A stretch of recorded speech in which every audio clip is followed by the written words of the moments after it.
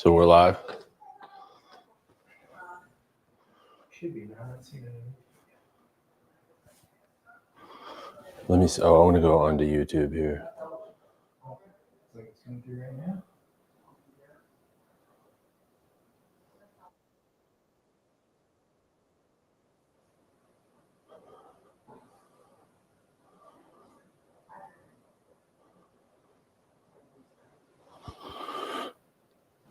I want to go online. And not almost. We're live. Tati wants to get a Starbucks, but we can't all fit in Dylan's car. Can we take your car? That's fine. That's fine. Yeah. Give it to Dylan. Let Dylan drive though. Are you sure? Because he's not insured. Oh, that's true. Okay. I can drive it. Okay. After I I'm a little worried about you back. Can you give it to Dylan to back it out of the? Dylan, I can get it out. Dylan can Yeah. back it. All right. Where's the keys? They're in the drawer. Trying to get to the. We're live, by the way. Oh, we are live. Okay. All right. Well, we'll figure out that. Okay. All right. Sorry about that, everybody. Thank you so much for joining. This is an exciting day. This is Home Cooked Essentials. My name's Darren Leonardson. I am the president and CEO of Transform Culinary Solutions. Just so you know, we're live streaming, but we're doing so many different things here. We're filming it, we're recording, we're testing. We've got StreamYard going, linked to YouTube. We figured out how to stream it to LinkedIn, Facebook, Instagram, but I have to upgrade the account, so we're gonna do that next time. But you're here to see the Home Cooked Essentials. I've actually got 50 techniques that we're gonna try to walk through. We'll see. Now, one of the unique things, if you know me and my passion and my purpose, I'm going to do something a little bit different. So I'm actually going to read a Bible verse that relates to the technique that I'm going to show, and then we'll dive right into the technique. So thank you so much for joining. I'm very excited. So the first one is actually knife grip, okay? And so I'm going to turn, what you're going to see is I'm going to turn my meta glasses on, because what I'm going to be doing is recording the point of view so that you can see the verse right here, and then we can edit it out later, so it'll be kind of fun. So I'm in Proverbs 22:29, and it's related to knife grip. So here is the verse. So, do you see a man skilled in his work? He will serve before kings. He will not serve before obscure men. I think it's pretty cool how it relates to knife skills. So, okay. Cool knife from Wilderness Cooking. I follow him on YouTube. He is from Azerbaijan. I can't even pronounce it correctly, but it's next to Armenia, and it's awesome. And he's got these knives. I love how sharp they are. He has these wooden bowls, but we're going to do the knife grip. So a lot of people will hold a knife like this and cut. This is the incorrect way. You should actually hold the knife like you're gripping your hand or shaking somebody's hand. So you should have your thumb and your pointer on one side, and your three fingers here down the heel of the knife, and it's much more sturdy that way. So that is the proper way. Now notice when I try to flex my knife, it's really sturdy, versus if I'm going like this and I'm shaking it back and forth, it's not as sturdy. So it's very important to have to be holding the knife correctly, because that will help you in the end with your techniques and cutting and making sure that you're getting the accurate cut. So that literally is it. That's the episode 1, is how to hold a knife correctly. So shake a hand, that's how you hold a knife. And now we're on to episode 2. So episode 2 is the claw technique, and it's Psalms 121:7. Oops, I took a picture.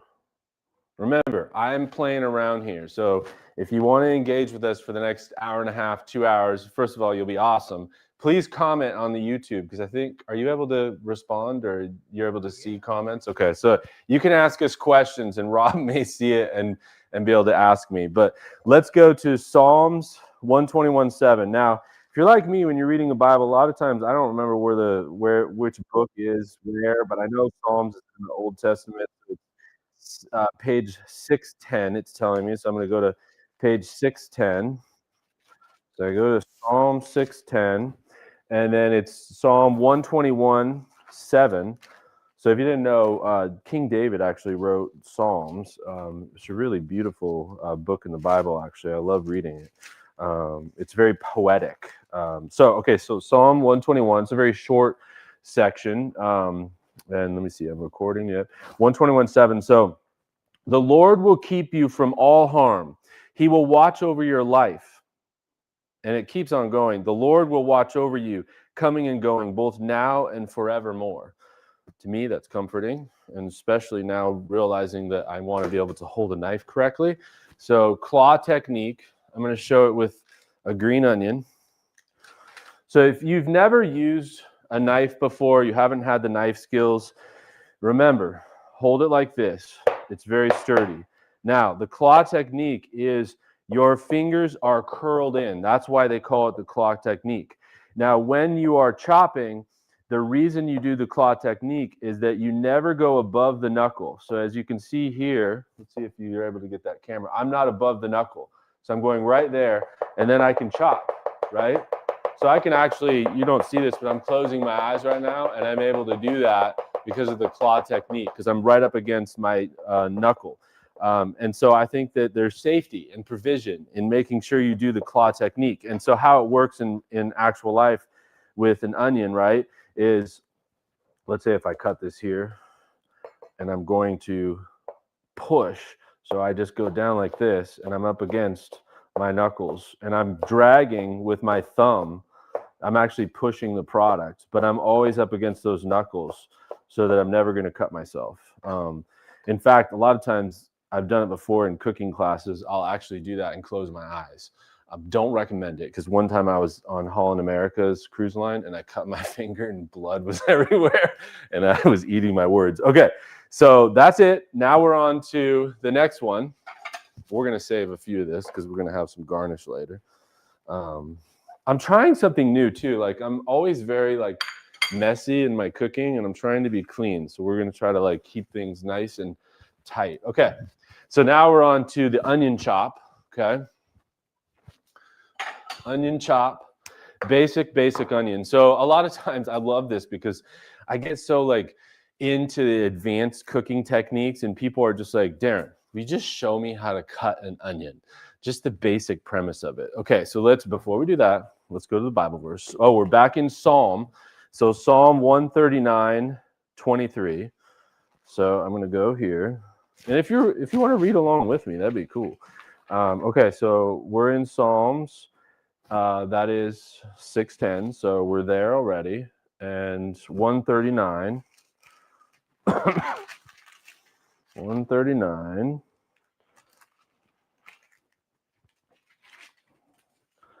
All right, here we go. I'm going to hit record. So 139:23 is, and I'm reading this for the first time, just so you know. So this is kind of exciting. And yes, I did leverage ChatGPT to find these verses to match it up exactly with the cooking technique. So search me, O God, and know my heart. Test me and know my anxious thoughts. See if there is any offensive way in me, and lead me in everlasting in the way everlasting. So I don't know why this one translates to the onions, but that would be interesting to see. But anyways, we're going to chop this onion. So most important thing, leave this root intact. So don't cut that part off. A lot of people will cut here and then here. You don't want to do that when you're dicing and chopping an onion. You want to cut it in half through that the onion, this part right here on the onion. You just don't want to cut that. I'm like losing my words because I'm trying to like go back and forth. Sorry, the root. That's what I meant, the root. So then what you do is you can use this part and you can peel that onion layer, right? So then it's very easy. Comes off like that. And then to do your onion chop, then you want to cut this part off, right? Now, this part right here, this is great for chicken stock. So you don't need to throw this stuff away. This can go in your chicken stock. There's actually a lot of nutrition, flavor. In fact, in culinary school, we were always told to save these. And in fact, if we weren't making chicken stock, we actually put them in Ziploc bags and we would freeze them. So the next time you have a chicken stock, you can pull out these really good onion skins. Okay, so now we've learned how to hold a knife. We've learned how to curl the fingers. Now we're going to use it for this technique with the onion. So the first thing you want to do is you want to do about 5 cuts through the onion, but I don't want to go through the onion skin over here. So I want to go as close as I can without going through it. so that it holds together. Little piece fell out.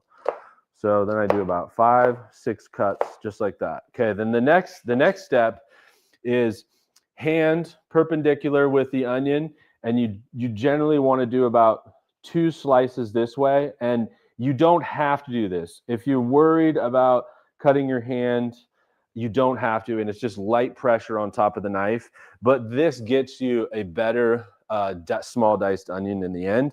And so then now the key to this is, so using these techniques, I want to create a 90-degree angle. So I'm doing my claw technique.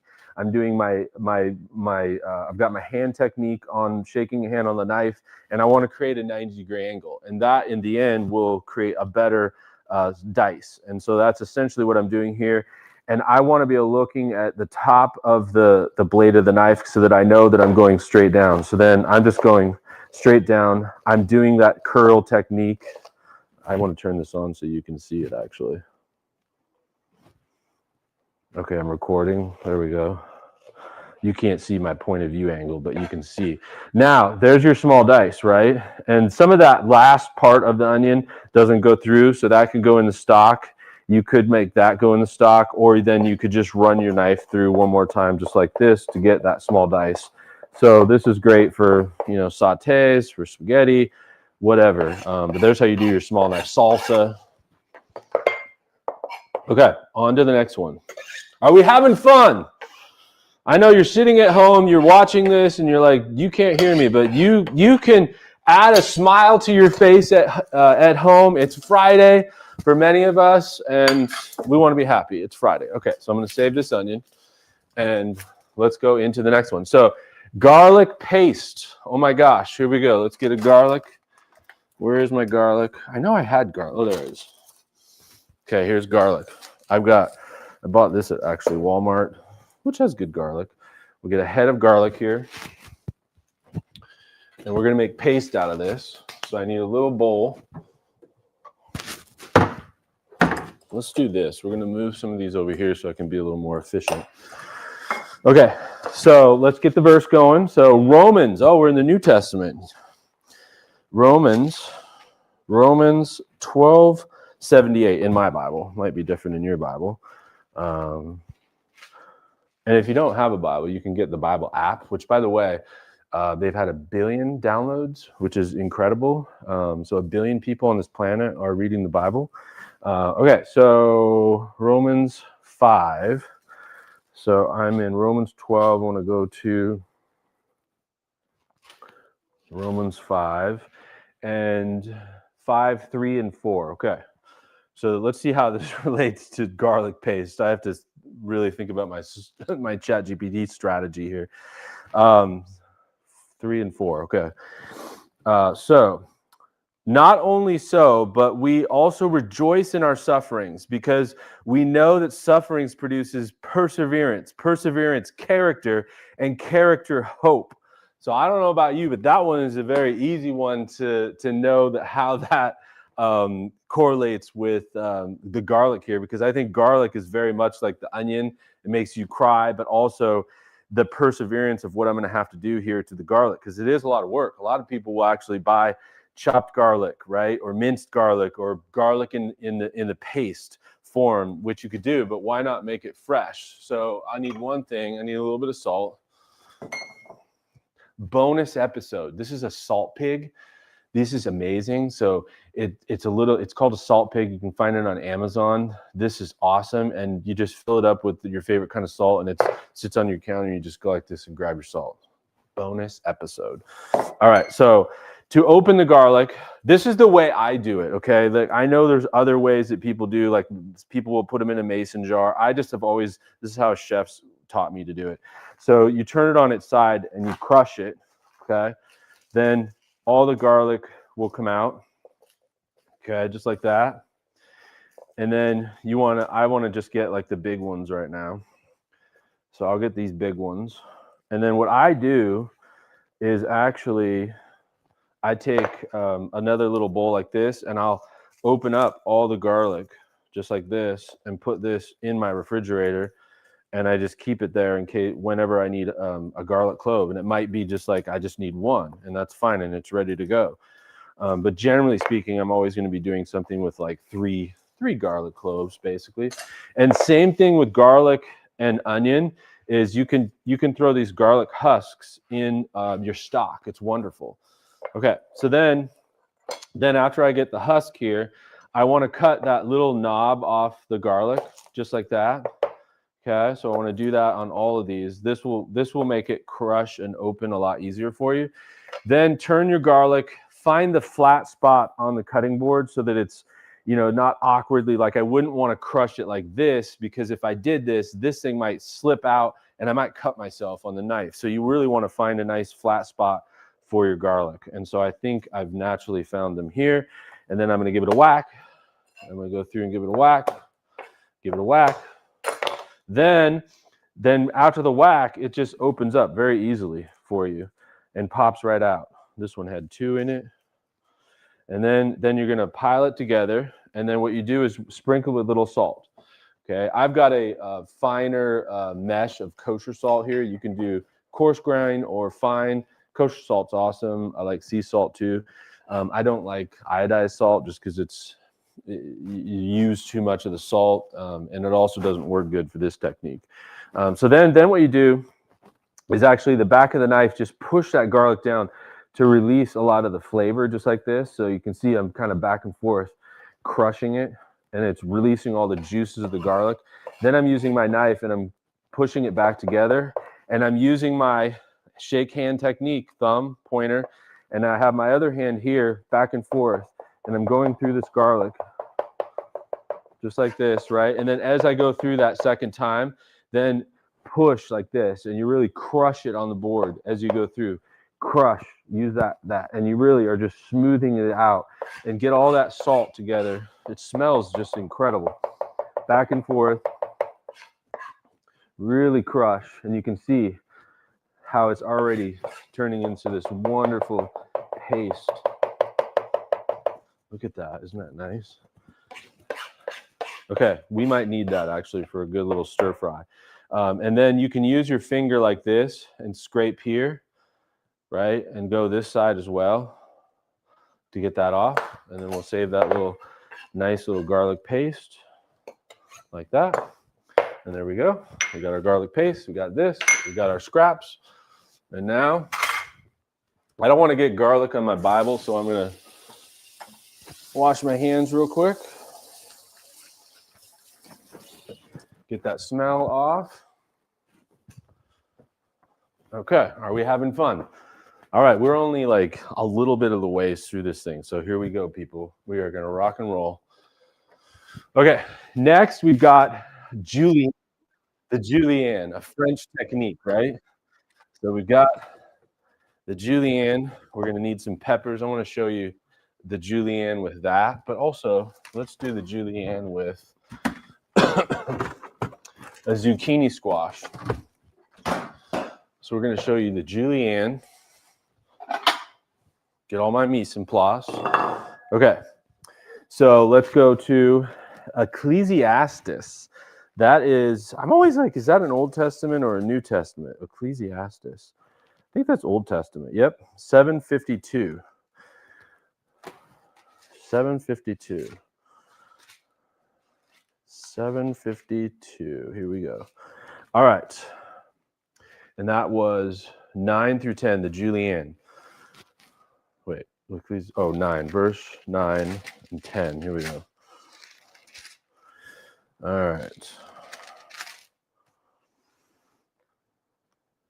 Okay, whatever your hand finds to do, do it with all your might. For in the grave where you are going, that doesn't hit me, there is neither work nor planning nor knowledge nor wisdom.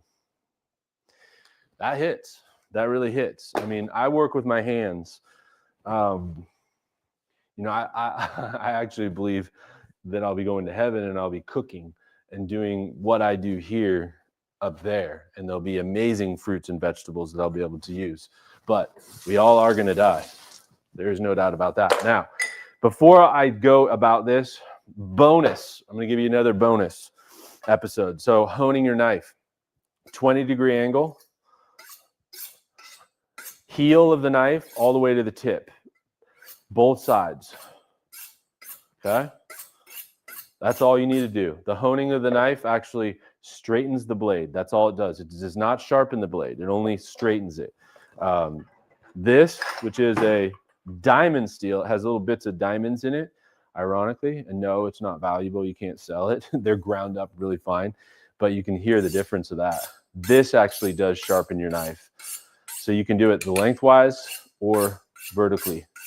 So that sharpens your knife. But you don't have to do it that often. Really, sharpening your knife should be done maybe like once a month. And then honing your knife should be done after every application. I love this knife. Okay, julienne. We're going to show the julienne real quick. So how to do it with a bell pepper. So let's use this red pepper example. So I used to cut the bell pepper in half, and I had a chef show me that I was wasting it. And so now I do it this way. So I cut the top and the bottom off. Look at that. That's not waste. There's nothing, there's no red on that at all, right? Then this gets reserved for like diced vegetables. And then you strip it down and you open it up just like this.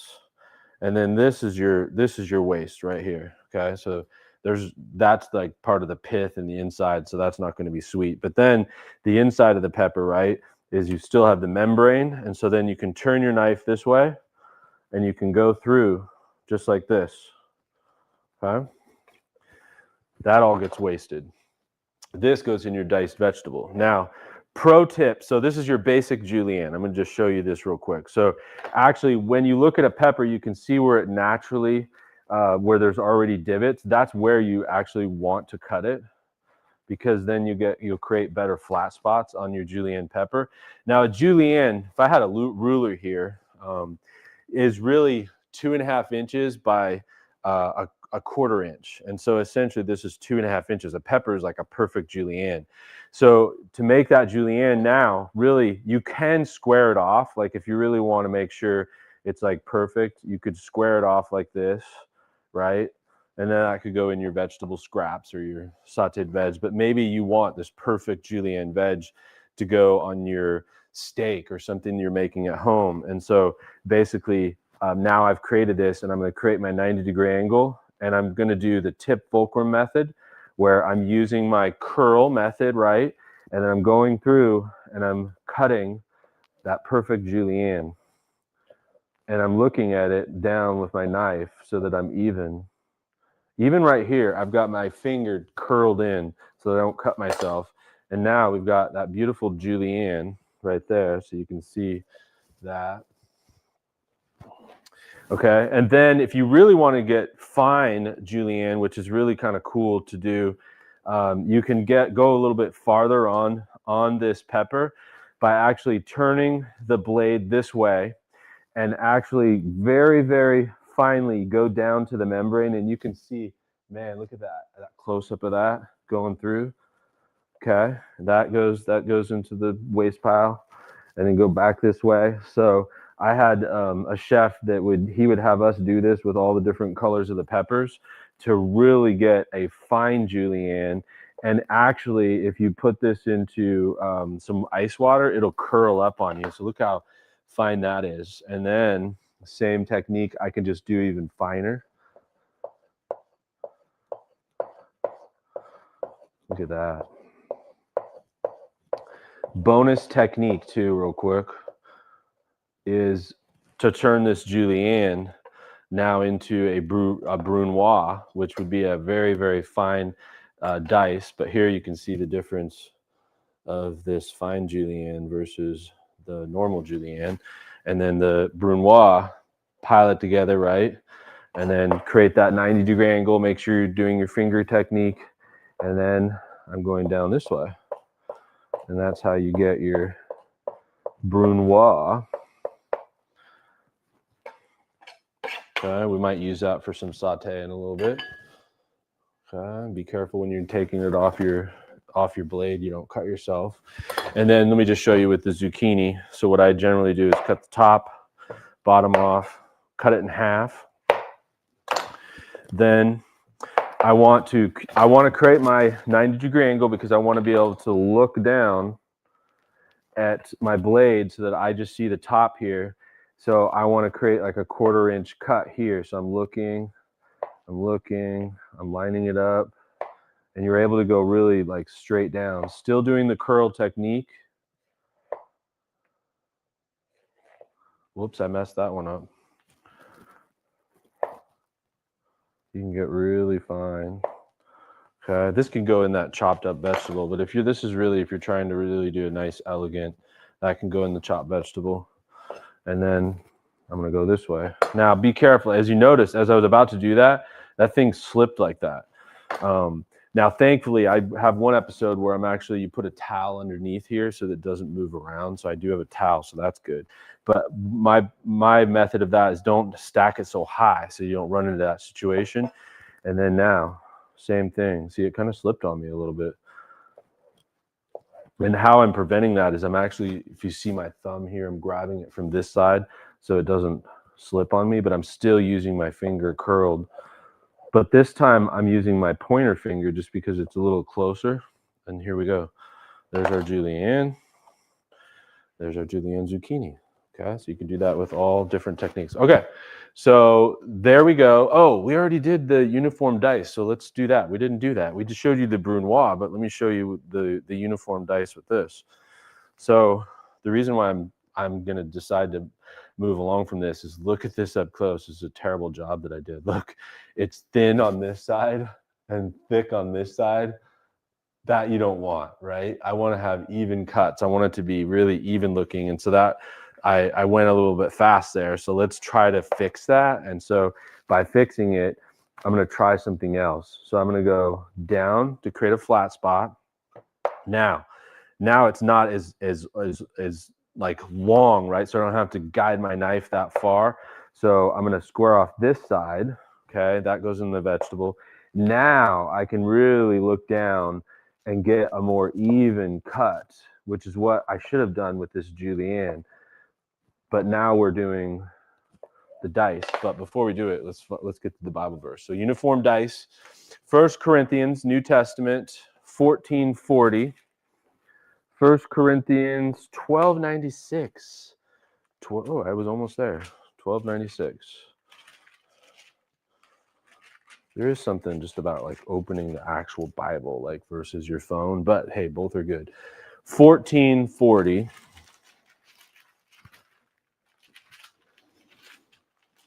Camera guy, are you doing all right?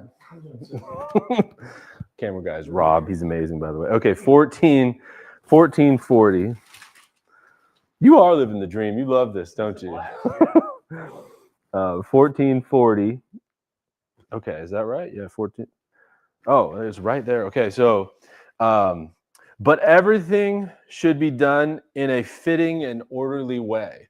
That's a pretty perfect verse, like as you think about it. And like, I think like as I cut, this, I didn't give it my all.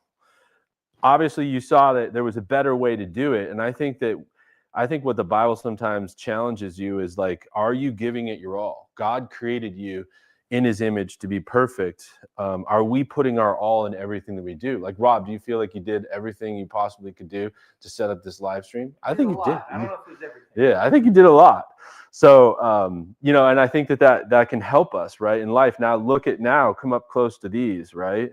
And you can see a little bit more even, right? They're more even on that side too. Okay, so I'm feeling a little bit better. Okay, so then to do that uniform dice, that's really what is key. And then also making sure you square it off. So to get the uniform dice, I want to make sure I've fully squared this off. Whatever it is, right? But then that can go in your mixed vegetable. And then now I'm going to really make sure I do this. And one way to do it to make sure it's even before, I think you've seen this on some of my knife skills. So look at these three right here. I don't know if you can get a close up on like the square of this. So does it look going this way? So you can see like some of those are pretty perfect. Like that one's a pretty good square, but this one, oh, that one might, look at that. Yeah, that's interesting. So I got some work to do. But hey, great to practice this kind of stuff. And actually, one of the greatest things to practice with is using a russet potato. So russet potatoes, super cheap. And of course, you could make French fries with this. Okay, so uniform dice. We got that. Okay, now let's do paring knife. Okay, so we're going right to paring knife. I'm going to leave these veggies here because we might need it. We're in Luke. By the way, this is so cool. I have to show you this. This Bible was gifted to me by my parents May 30th, 1993. And I just gave my youngest son a Bible. He got his name on it, and he's 18. And I believe I got my Bible at 18 as well. So pretty cool that they gifted that to me. Okay, so Luke. You know, don't feel bad that you have to go and look like, where is Luke, right? I could like funnel through, but I want to be efficient here. So 1161. Matthew, you know you're in Matthew because Jesus' words are in there. 11, what did I say? 1160? Did I say that? Oh, yeah. And then 16, there's Luke. 1610. So this is a paring knife. So we're going to grab our paring knife. 1610. Okay. Whoever can be trusted with very little can also be trusted with much. And whoever is dishonest with very little will also be dishonest with much. So I understand that, actually. So I can relate to that from this paring knife, because to me, I think you need to be good with the paring knife before you can move on to a chef's knife. I know in culinary school, they always would teach us how to use a paring knife before we would use a chef's knife. It was like the basic premise that we do. So a lot of different things that you can do. It's just a little bit more safer to use a paring knife. So a lot of, I know my mom, she used to, I remember she would cut like cucumbers and strawberries in her hand with a paring knife. So let me just show you that. So here's a strawberry. We'll just show that. So very easy to use a paring knife because you can be a little more intricate. So a lot of thumb work with a paring knife. So if I should have got some mushrooms. You can flute with a mushroom. So you actually turn this way, and you would actually like hold the mushroom and flute it, and it creates these little cool fans on the mushroom. But I didn't get a mushroom, so I can't show you guys that. But look it up on YouTube, say fluted mushroom. That's one cool thing. And then, you know, a lot of times people use like a tomato shark to get this off the strawberry, but you can also use a paring knife. So if you just go around and you basically dive in and then just slice this way, and the top will come right off of the strawberry. You know, it's a technique that they teach you in culinary school to do, just because you should be able to be good with your knife. And then, oh, I know another one that people do, right? For like your cereal. So bonus, another bonus. Did you know that that bananas have sections? If you did not know that, your mind is about to be blown.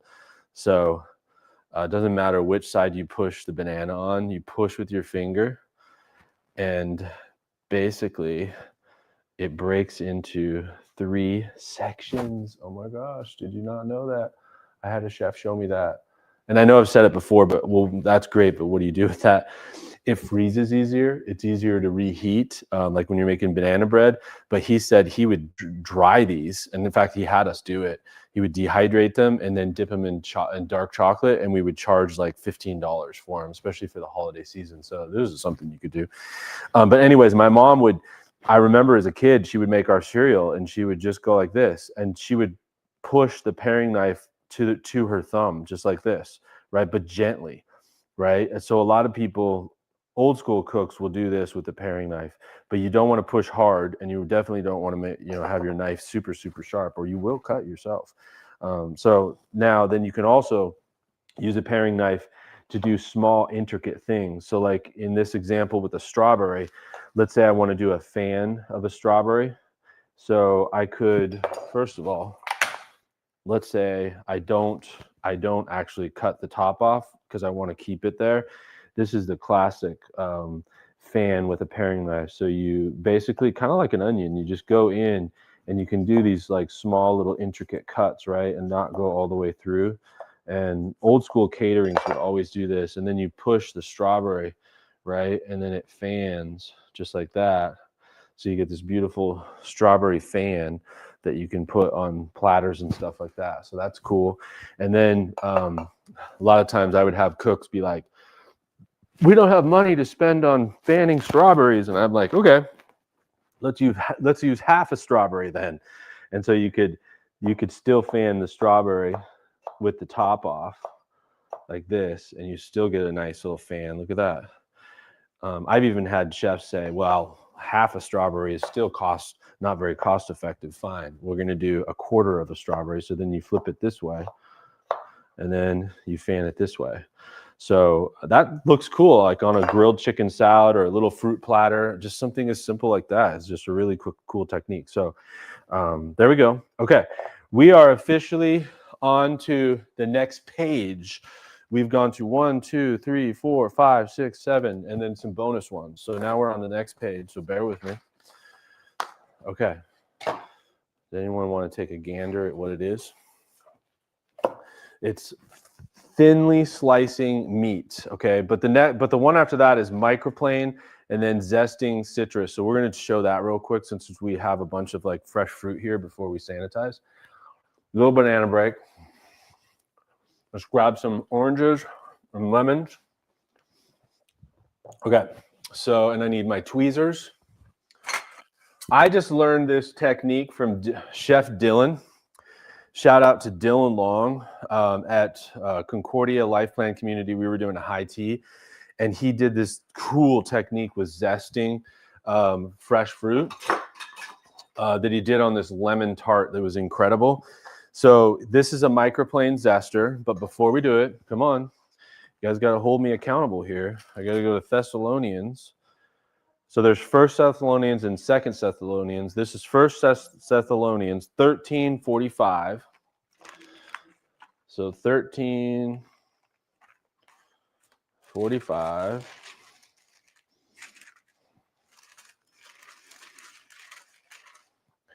You know, I gotta be honest with you. Like, if this was how church was, I got to watch people cook and eat, and then read some Bible verses at the same time and get a message. This is the way I'd want a church. So okay, Thessalonians. I'm in Colossians. Is Thessalonians after? Oh, there it is. Rob knows the Bible really well. Like I could say, you would know where second this. You don't know the number range. You're pretty close, yeah. Okay, so 5:21 and 21. All right. Test everything. Hold on to the good. Avoid every kind of evil. Interesting. So like, test everything. So I know we're testing. Hold on to everything. Does it hold on to everything? So like I guess the way I would say is like a lot of times people will waste this awesome zest on the outside of a citrus fruit. There's so much flavor, nutrients. It's such a great seasoning. It's so good for you. So why would we waste that? Hold on to this. So this is good. Okay. But if you don't have one of these, the microplane zester is an amazing tool. Okay. It has these little tiny grates in it. And it does the most wonderful grating job that you're going to see here with the zest that I'm going to show you guys. And you can use this for chocolate. You can use it for Parmesan cheese. It is so versatile. Love this tool. And it does wear out on you, but you can buy them at like Walmart for like $10. So I always get a new one every year. Okay, so that's the microplane zester. Now we'll go to citrus zesting, which is 2 Corinthians. Okay, let's test, Rob. 2 Corinthians. Well, okay. That's a good one. That's a good one, Rob. I said it's 2 Corinthians, and he said it's after 1 Corinthians. Thank you so much. Okay, I'm going back over here. Oh, look at him. He's growing. Okay, 2 Corinthians. Okay, so 2 Corinthians 2:15. So Corinthian. Wait. Oh. Corinthians. That's Old Testament? No, New Testament. New Testament. 1296. 1296. Here we go. One thing is, I'm going to get better at like finding my verses. Okay, 1296. But we're in second. Okay, so I got to go there. And then it's verse 2:15. 2:15. Here we go. Okay.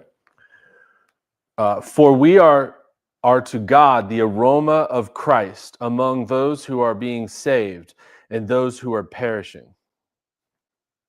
Pretty harsh, but the aroma part I love and I can get behind, because that's what we're going to make right here, which is really cool. So basically you want to start by going back and forth, okay? And I don't want to go any farther than that white pith, because that's going to then get on your zest and it's a little bit more bitter. So I just want to just lightly go like this and rotate that in my hand back and forth like this.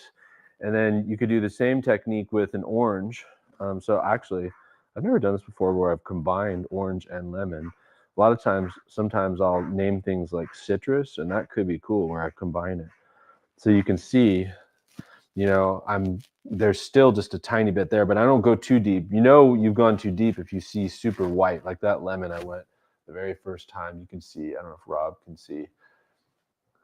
You can see how white that is versus that, which is not as white. That's what you want to get, because then it's less bitter. Now, this is great. This zest, you can, just even taking it in this banana, this piece right here, incredible. Actually, it's super bitter. Don't do that. That was bitter. And I was like, am I going to get sweet? Let's try it with the strawberry. Better. So what Dylan did is he had this beautiful, imagine this. I'm going to, let's pretend this is a canapé for the high tea. And there was a little piece of banana on there, right? And let's pretend that. Then what he did is he used these tweezers, and he went in and he went like that. And it was on a lemon tart with like a whipped cream. And I was like, it blew my mind, because I used to sit there like this as a chef, and I would go like that, and I would try to get it off my hand, and it would never come off. So I love that. And he just did it right from this and just went and put it on all of it. And it was the most incredible tartlet, and the residents loved it. Now, if you're using this for a marinade, you can just give it a whack like this, and then you got all your zest right there. So there we go. There's our zest. And then we're going to do a quick cleaning, and then we're going to get going on the next aspect, okay? So hold with me. Actually, let's do kitchen shears, since we can knock that out, and bench scraper. So sorry, the mind of a chef goes back and forth. That's how it is. Okay, bench scraper. If you don't have one of these, you should get one, okay?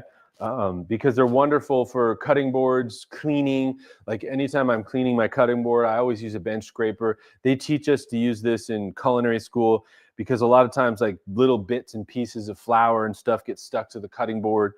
So it's great to use this to really scrape it up. So a scraper, and of course I could use it right here for this. And it's probably safer than a knife, but for cleaning, it's great. But let's go to the bench scraper. John 6:12. Okay, John, Matthew, Mark, Luke, John. There, I know that. Okay, I got that. All right, I forgot to record some of the ones. All right, John 6. If anyone knows me, you know that I cram a lot. I do a lot of things.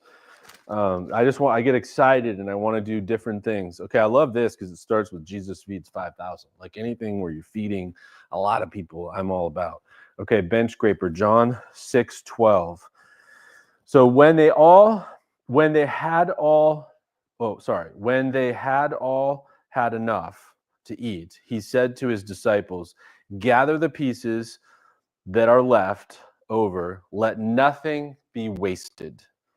Let nothing be wasted. So I love this, because like that's, right here, we got a ton of things that we don't want to waste here. Like I said, okay, we're going to make some vegetables and stuff like that with it. So it's really kind of making me want to hold accountable to that. I could make a stir fry with that. I love that we're using and maximizing the citrus fruit that can go in marinades. So I love that verse because it's like how when we're cooking, what are we doing to maximize so there's no waste? I think that's a great mentality in life, honestly. Okay, so we talked about the bench scraper. We might use that a little bit later on. Then kitchen shears. So if you don't have these, I got 2 pairs. Kitchen shears are phenomenal. Okay, so I've got a couple versions of it. Here's one here. This one actually comes apart and you can put it together. I don't love the one that comes apart, but I guess it's easier to clean. So that's one thing. But I like these KitchenAids and how you can use them. You can use them for poultry. You can use them for a green onion, something as simple as this, just snipping, you can get kind of fine. Like if you were doing an Asian dish, really easy to snip herbs. So kitchen shears are great, but I don't think we read the Bible verse, so let's do that. John 15:2. So we were already in John, so we'll go to 15:2.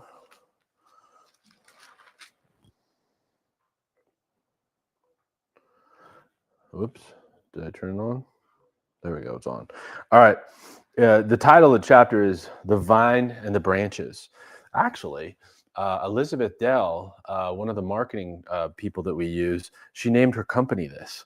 And I didn't realize it was a chapter. And she was talking about how all the people are the branches, right? In a church, like all the people helping out in a church. And so I just think of my own team at TCS, the fact that I can sit here and I can cook while some of our chefs are out in the field and some of our dietitians are out there, or our publicist is on calls with different leaders, and I don't have to be there and I can do my passion here because of the vine and the branches. Okay, so we're on kitchen shears here. Sorry. John 15:2. He cuts off every branch in me that bears no fruit, while every branch that does bear fruit, he prunes, so that it will be even more fruitful. And actually, I remember that's what Elizabeth said. She's like, I love that because it's like in our life, we need to prune things that are maybe weighing us down. Maybe it's our addictions. Maybe it's something that's slowing us down. Maybe it's the food we're eating. Maybe we're not eating enough healthy things. So her description was, that's what I do from a marketing perspective, is I prune things to make them even better, right? So that if you look at it, you're like, wow, that looks like really amazing fruit. And so I think the simplest form is, you have to prune apple trees and pear trees to ultimately get a better piece of fruit, because the energy of the water is not going into those branches that are not producing. We want the energy to go into the energy that's producing fruit. And I think it's the same about us, right? Like, what are we doing in our lives, right? To produce fruit, to share love, to connect with more people, to plant more seeds. So that is a great, powerful verse. So kitchen shears, let's prune, let's make things better. I think you can get really articulate with it. Okay, let's see if there's anything. Offset spatula. So if you don't have this, really cool tool. Okay, I don't have any cream or anything that I have. This is wonderful for cake frosting, smoothing, saucing on the plates. Sometimes I'll use this to flip little quail eggs, or sometimes even eggs. But this is a cool tool to use, an offset spatula. And I'm curious what this one is. Proverbs. I love Proverbs. I'm actually reading Proverbs right now. I've read the Bible once all the way through, and I listened to it once all the way through, but it's hard. It's like just staying focused on it. So I made a commitment that I'd read Proverbs and I'd read Matthew, Mark, Luke, John. I just want to get through that. And so that I'm on Proverbs right now. I think I'm like a fourth of the way through. Okay, Proverbs on my Bible is 7:15. 7:15. And my Meta glasses just told me battery is at 13%, charge soon. So I'm going to need to upgrade to new Metas, because I can't have that happen during our training. Okay, so Proverbs, what did I say? We're on, what did I say we were going to? Oh, offset spatula, 3:17. 317. 317. For those that are still with us and still watching, kudos to you.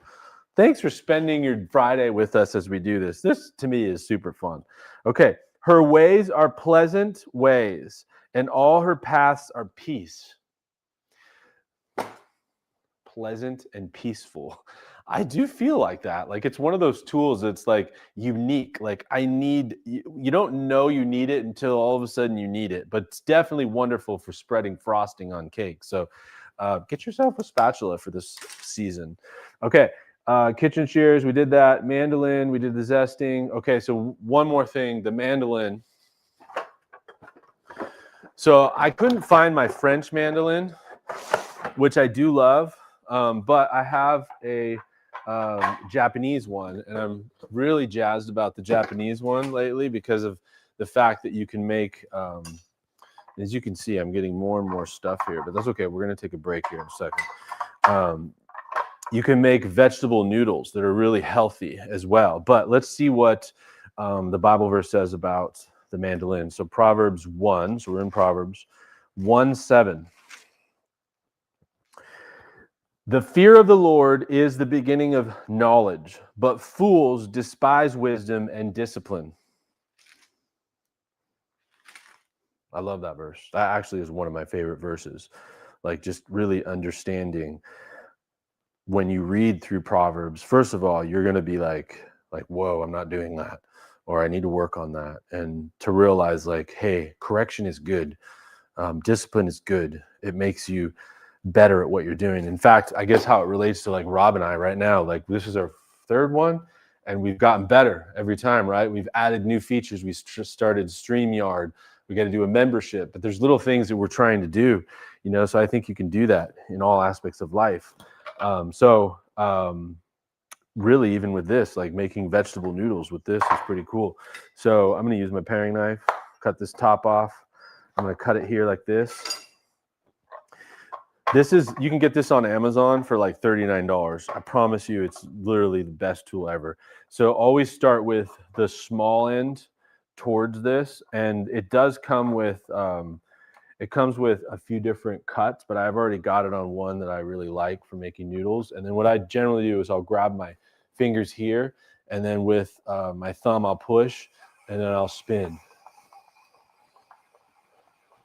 That looks beautiful. Look at that. Rob, you're doing such a good job with like the camera angles.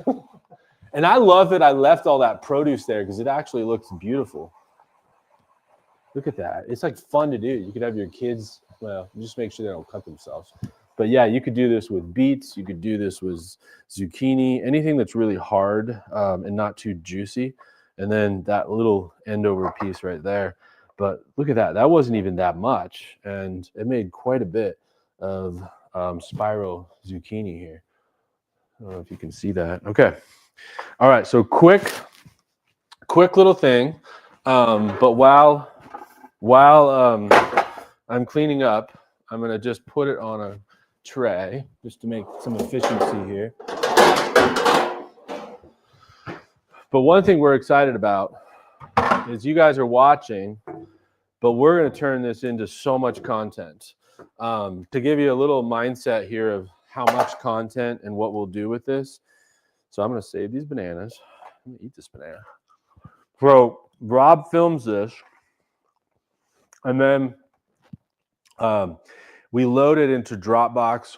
He loads all his content. I then load the content I have because I'm actually recording from my DJ Osmos right over here. You can't see that, can you? So that's recording. I brought my iPad over here so I could follow along live with YouTube. Is it on YouTube right now? I was trying to get on, but okay. But anyways, then after Rob films the content, he loads it into Dropbox. Then I have this amazing YouTuber, Ahmed, from Pakistan, and he has been incredible. He's actually then takes all the footage and develops a full-on YouTube video from this, and we'll load it. So you might see some of this content again, 2 to 3 weeks from now. And then the other thing he does with it is he turns it into reels. So because we're doing all these short little videos, right, and episodes, so to speak, he'll turn it into reels that will then go on like Instagram, TikTok, all that. And look, I'm not trying to become some YouTube famous person or whatever. I really am just doing this because I love it. And also I want our clients to engage with some of the materials because it'll up their game from a culinary perspective and educate as well. So that's what's really fun about it. So I'm excited really about the next phase of that. Okay, so we clean this off. Let's remove this. We'll save this for later. And now things are going to get a little more intricate. So we got our plates. We got this. Let's clean our knives. Let's bring some salt and pepper over here because I know we're going to need that, I believe.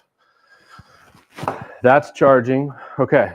Oh, meat slicing. Okay, so I'm going to show you real quick how to do some thin meat slicing.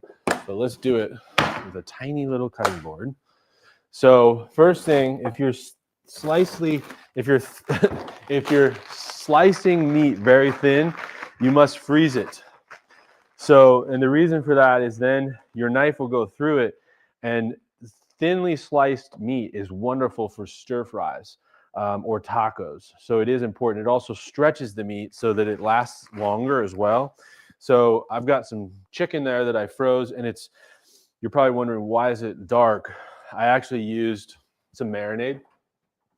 So if you haven't had this, it's Japanese barbecue sauce. This is not a promo for them, but they're very good. This is from Costco.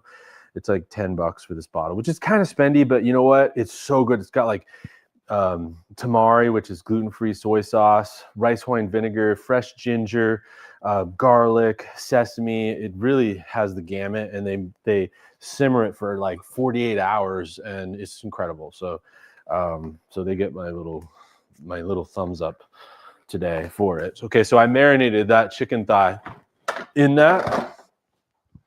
And then what we want to do is, because I will make a little something with this later, is I'm going to take this. Before we do it, we're going to find the Bible verse. So Isaiah 40:31. So Isaiah 7:71. 7:71. What time is it? 7:70. We're okay. How long have we been filming? 57 minutes. Oh wow. Okay, so this is gonna be a long one. We'll see. Like Rob might get tired, or I might get tired. We might have to pick this up. We'll see. Okay, 7:71. 7:71. 40. We gotta go to 40. 40:31. I think a lot of people have heard this one. But those who hope in the Lord will renew their strength. They will soar on wings like eagles. They will run and not grow weary. They will walk and not be faint. I don't know how this relates to meat slicing thin against the grain. Oh, maybe that's what it is. It's against the grain. So like that's the important part of it. So I'm going to show you guys this. Now, sharp knife. Now, you could use a chef knife here. You could use, I wouldn't use like a slicing knife. That's more for bread. I would use a sharp chef knife to get good surface area. So I'm going to use this one. Now, I love these knives. These are called the Sandoku knives because of those little divots right here that actually prevents things from sticking to it. So a Sandoku knife is great for vegetable production because things won't stick to it, but also for frozen meat, things won't stick as well. So this is a great line. I actually got this from Costco too. So these are a Chinese style knife, very good metal. Okay, so we got our marinated chicken thigh and it is frozen. Here's one right here. And I want to show you the grain, okay? So this is a boneless chicken thigh, which I absolutely love for like stir fries and stuff. I don't know if you can narrow in on this, Rob, but there is the grain of the chicken runs this way. Can you see that? Let's see. Oh yeah. Let's see if you can. Yeah, you're good. You can kind of see it. You can see it running. It runs like this way, and then on this side it runs this way. So then what I generally do is I'll fold this like this, and it's still frozen, so that's really good. And then basically I'm using that technique, right? So I'm holding the knife. I'm using the curling the technique of my fingers. So I'm using my pointer. You can hear that I'm going through it. I'm getting as thin as possible. That's what I want. And you could not do this if it was not partially frozen. And, you know, a lot of times the Chinese, Asian restaurants in general will thinly slice the meat. I learned for a couple reasons, actually. Number one, it honestly just tastes better. But that's not why they originally did it. The reasons are, first of all, cost related. It's less expensive to chop your meat and slice it very thin because the customer, you can basically get more portions of it.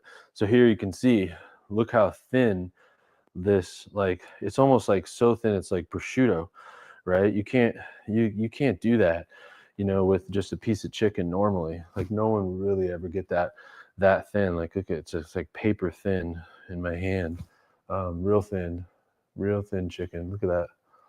That is crazy. Okay, so then back to like why they do it.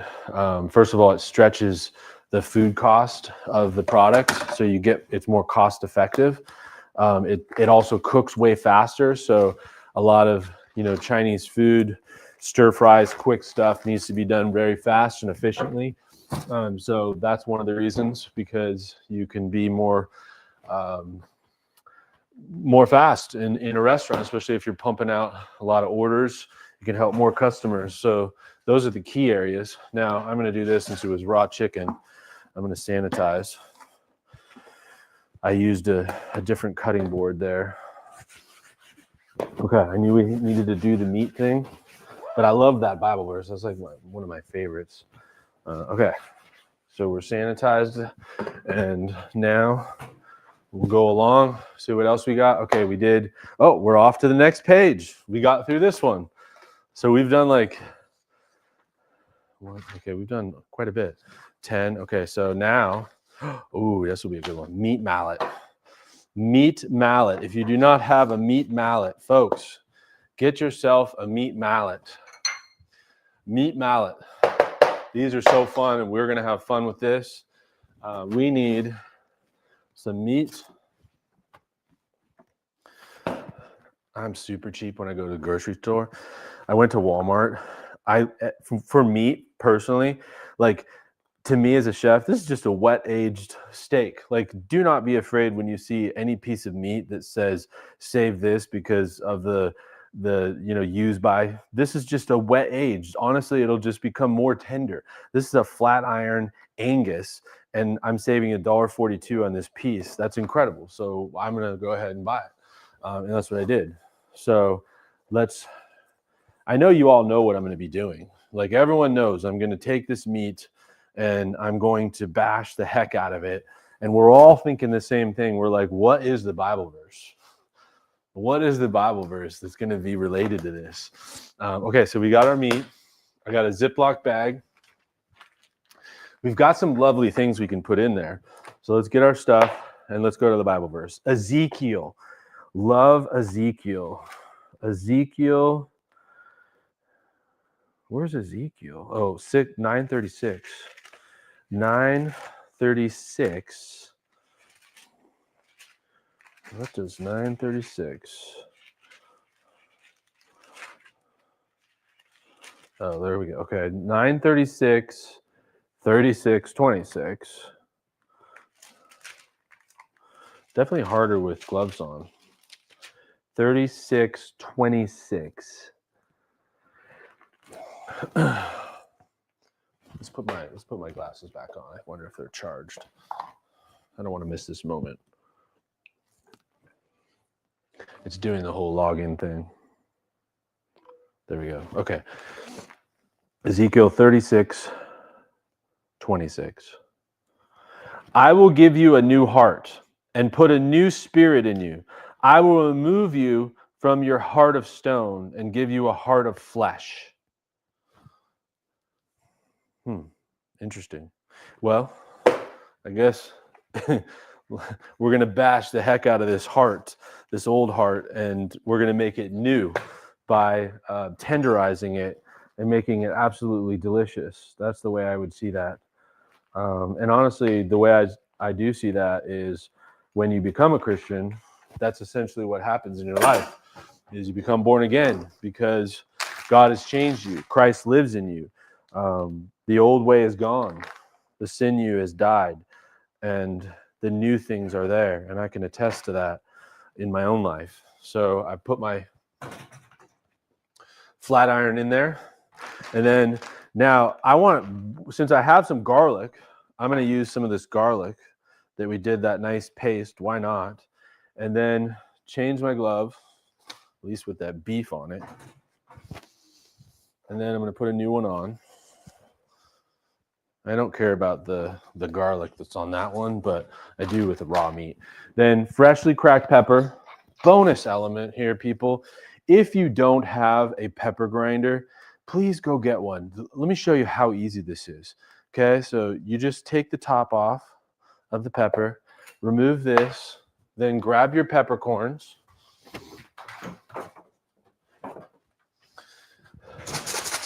You can buy these from Costco, Sam's Club. This is like $6. Okay, make a little funnel, pour in your peppercorns. This is how all pepper grinders work. Then once it's to the top, you'll see it kind of filled. Then you know you're good. And then put the top back on. Screw in the top. You've got to get a pepper grinder. If you don't have one, this could be a great gift that you could do for people, right? Fresh peppercorns. Amazing. You can put the tri-colored ones in as well. This is amazing, especially a steak. Grind the pepper, put the salt in. Okay. I'm actually going to take a little bit of that zest that was here too. Where did we put the zest? Did we? Oh, did I put it right here? I don't remember what I did with the zest. So let's just get a little more zesty zest. So we'll put a little lemon in there. Why not? We already did that. Okay. Everybody's like, dude, when are you going to smash this thing? Oh, another thing is a little oil. So I like to do just a little bit of oil. Okay, then zip it up. First, toss it in everything so it gets all coated. Right? Then make sure your bag that you put it in doesn't have any air in it, or it'll break on you. So you want to make sure it's completely with no air. Seal it. Now on a mallet, usually it has, it's going to be really, really big ones and really, really small ones. When I'm doing a bag smash, I don't use the big side because that'll like smash through it. And I kind of go after like any of the cartilage that I feel. I'll go after that and really smash that down.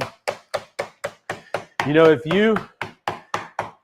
you do this to like all of your meat, I don't care if it's chicken breast, if it's pork, if it's steak, man, smashing your meat like this just makes it so much better.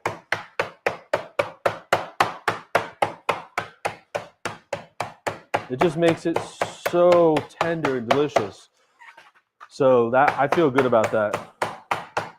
So we've really done a work on that. So we're gonna save this for later. We're gonna sear this off. That's gonna be delicious. Okay, meat mallet. That's done. Wipe this. All right, where are we at now? Tongs. I have an addiction problem with tongs. You're about to see.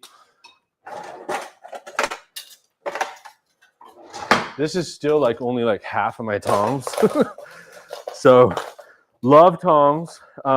These are really cool because these you can clip and hang them right in your kitchen. Then if you just pull it up or you push it down, it opens up. So these are really good in your drawers. I like these ones, the long ones, for barbecuing. So I'll go outside with these because then when the flame is really hot, I'm not, I'm going like this to turn the steaks. That's really cool. You definitely want some type of, plastic heat resistant tong, because if you're reaching in and pulling out steaks or something like that, you don't want to scrape the pan. So I highly recommend getting some type of plastic that's heat resistant. This is your classic, like in a chef's kitchen tong. I would say most chefs all prefer this size of tong. It's beautiful for the hand. You can pinch it with your thumb and your pointer.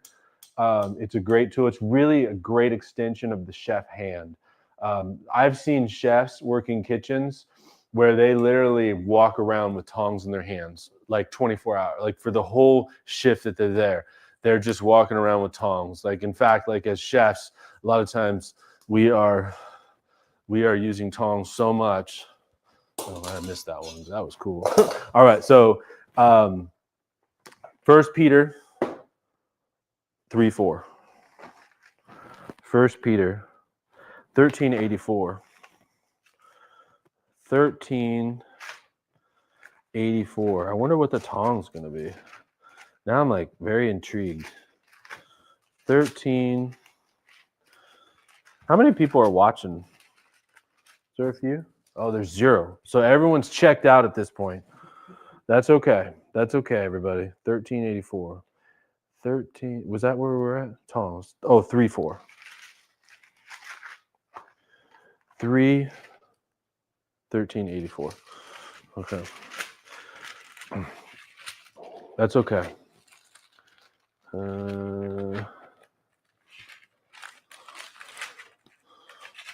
Man, this is like, I'm getting to it here. Okay, 1 Peter. Oh, there's only like 2 chapters in this, or 2 pages. Okay, 3:4. I love that you're with me here, Rob. 3:4. Instead, it should be that of your inner self, the unfading beauty of a gentle and quiet spirit, which is of great worth in God's sight. I love that. The title of that chapter is Wives and Husbands. Instead, it should be that of your inner self, the unfading beauty of a gentle and quiet spirit, which is of great worth in God's sight. This is the way the holy women of the past who put their hope in God used to make themselves beautiful. I love that. Then there's the famous verse, they were submissive to their husbands. I think it goes hand in hand. Like, we have to put our wives first. We're one.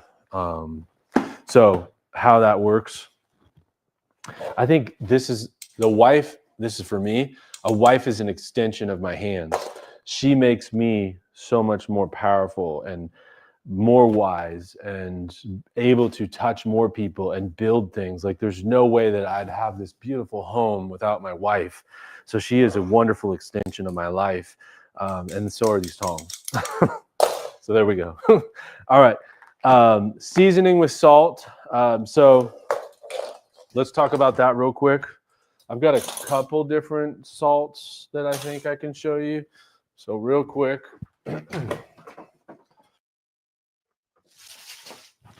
Yes, I've got a Celtic sea salt, and then I have that kosher salt that I talked about.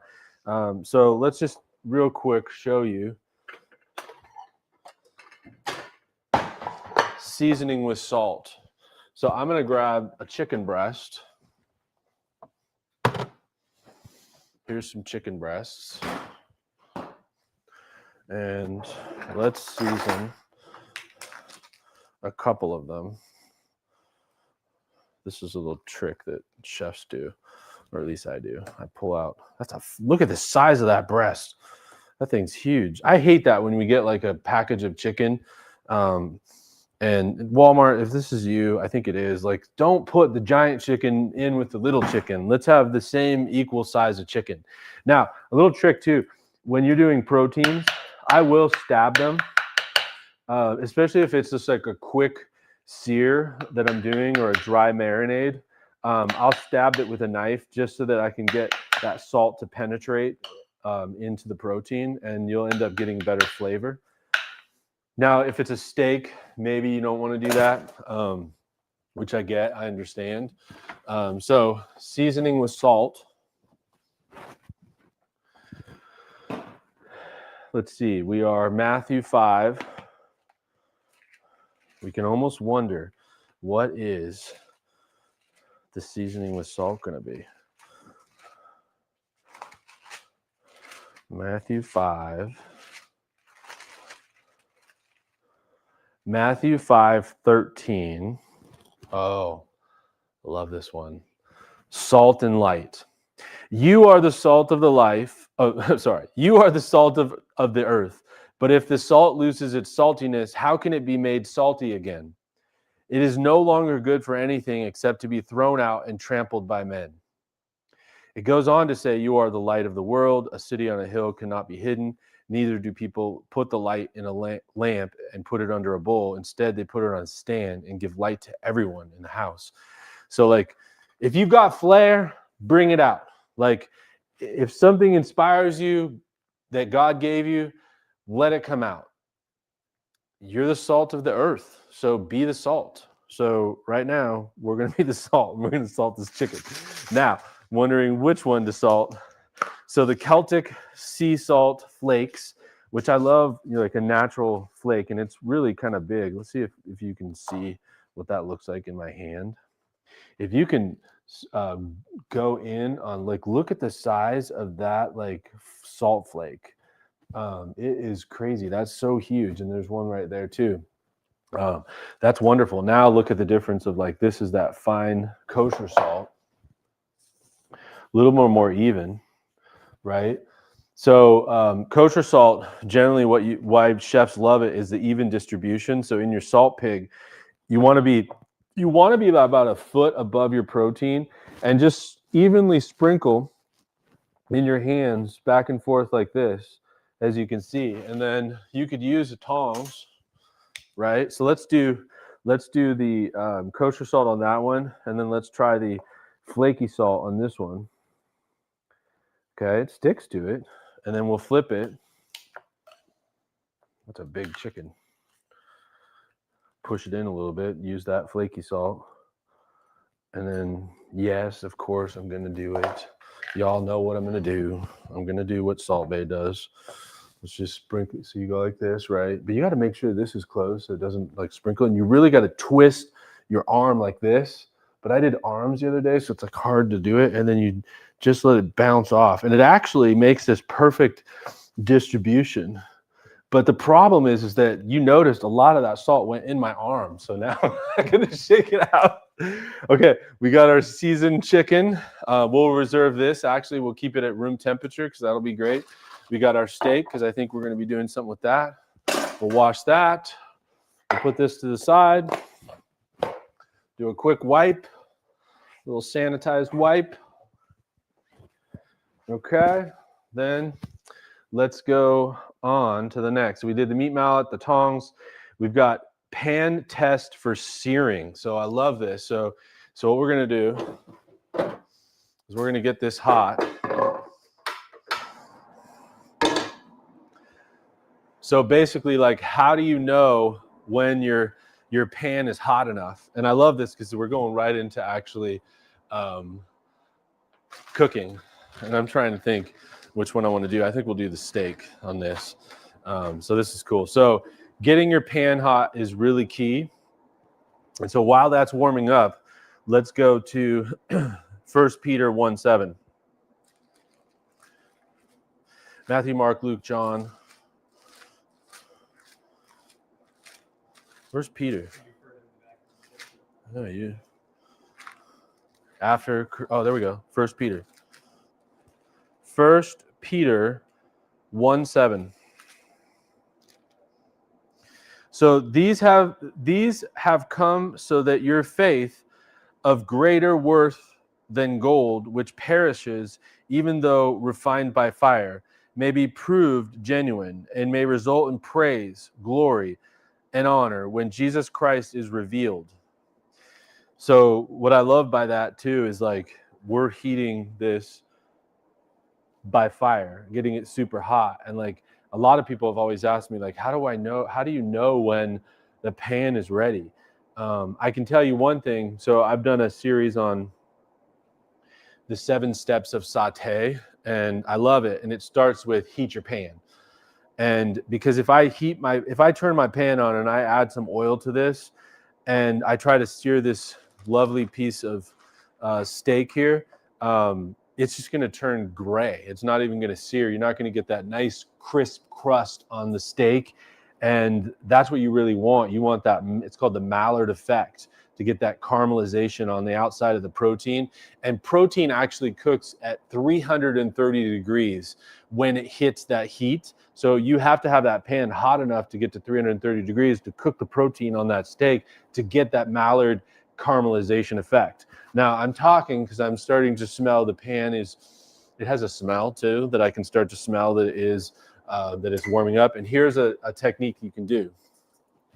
So this is the pan test for searing. And essentially what you do is you take a little water and you just sprinkle it in, and you should see beads of water. So they should be like beads. I don't know if you can narrow in on that, Rob. Okay, so I put a little bit too much in, but we need to let it evaporate. Okay, this is evaporating. It's getting hot, but I want to show you so you can see it again. So now you can see those beads. Oh, that's perfect. Then you know you're hot. So if you got a bead, you are hot. And I got a shallot on the ground I got to pick up. Okay, so then I've got a little olive oil here, okay? Now, I don't use extra virgin in here. I use olive oil because it has a higher smoke point. Extra virgin olive oil really shouldn't be used for cooking. It should be used for finishing. So olive oil, canola oil, clarified butter, great stuff. A lot of chefs will use half clarified butter mixed with canola oil. If you don't have that, olive oil mixed with canola is great. This is just olive oil, which is fine too. So I'm going to put my oil in because I know it's hot. I like this because it's like a little even distribution. Okay, so then preventing sticking. So let's do that real quick. So as I've turned this on, I actually want to show you guys really quick something. So to prevent sticking, if this was like that piece of chicken, which would be really wet, you want to make sure that you pat it dry. So use a paper towel.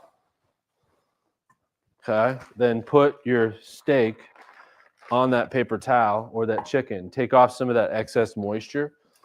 Now I'm fine. I thought we were going to have to pause there to do something, but we're okay. So turn that back on.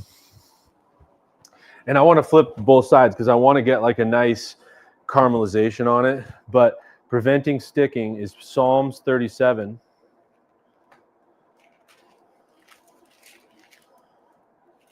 You know, I'm realizing something that's so cool is I could do this literally all day long.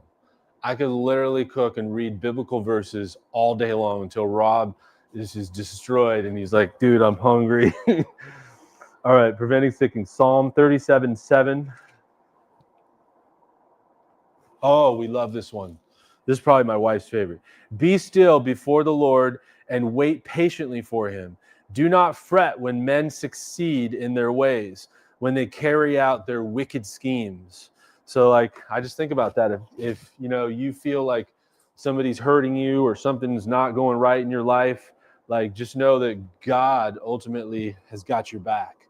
He made you, he knows what makes you tick, and he's got your back. And right now I'm removing some of that excess moisture so that I can get that really good sear. So when you put the steak in, push it down. When you hear that nice sear, then you know you're really doing great. That's what we want, okay? Then we're searing this thing and we're smoking, and that's good. And then we're going to show you guys deglazing the pan. I don't know if we'll get a fire, but you know, if I had red wine, I'd probably use that. But I've got some white wine. It's a Chardonnay, which is great too, and that's fine. And I pounded this out so that it could be really thin. but we'll make a quick little sauce too, and I'll show you what that'll look like. Oh, let's use one of these beautiful plates. Let's do this. I love these plates from Libby. Okay, I'm smelling it. It's smelling good. I've got the heat up, really turned up high. We'll go just a little bit more. And let's talk about deglazing while that's searing. I'm going to turn it down just a second. So Isaiah 61:3. Isaiah. I don't even know where Isaiah is. I thought I knew. 771. You know what's great about this too is like anytime you're cooking meat or something, if you have something else to do, it's better to do that because a lot of times people flip their meat way too early. It's better to go do something and then come back and flip it. You'll get a way better caramelization because I was going to flip it and then I paused and I'm like, no, I'm going to wait a little bit more. Okay, so deglazing. 61:3. So we got to get to 61. Isaiah, I passed a whole bunch. 61:3.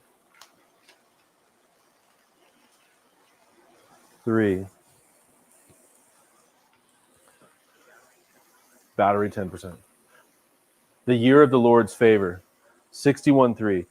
And provide for those who grieve in Zion to bestow on them a crown of beauty instead of ashes, the oil of gladness instead of mourning, and a garment of praise instead of a spirit of despair.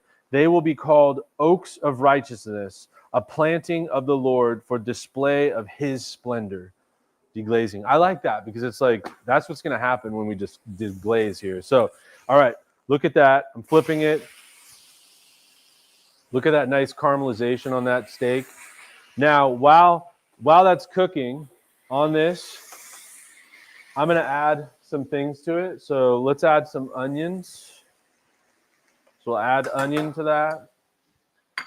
Let's add a little bit of our green onion for some color. Let's put some of our minced Brunoise pepper in there. So we'll make this really nice sauce for this steak, which will be incredible. And then put a little garlic in there. And I didn't do the garlic first because I didn't want it to burn. So just a little bit more. And what's happening here in this pan is there's the fond, which is all these sticky bits that you can see. So I'm going to release this steak now because I know it's about cooked to about medium rare. I'm going to leave that right there. Now, if you zoom in on the phone, you can see those little sticky bits to the pan, and this is where we deglaze. But a few things that you need before you deglaze. So I love to get a little bit of butter. So we're going to do a little bit of butter. And we want to make kind of a little bit of a rich sauce. So I'll use a little mustard. So I'll put a little bit of mustard in the pan. You could do this for chicken. You could do this for steak, really anything. And then take your butter. It doesn't matter what it is. Whoop, my refrigerator's not closing. There we go. Okay. So then you want to use a spatula. Stir it around. And now it's starting to caramelize on the bottom, which is really good. And then open your wine. We'll see. I don't think we'll get a flame, but you never know. We might. We'll see. You pull it off the heat. You add your wine. You turn it. Oh, wow. Look at that. That was awesome. Okay. Then you boil it and you're cooking. And what's happening is you're deglazing the pan. So all those bits of pieces of steak, as you can see now, are now all released from the pan. So now you can turn the heat off. Okay, then take a little wedge of butter.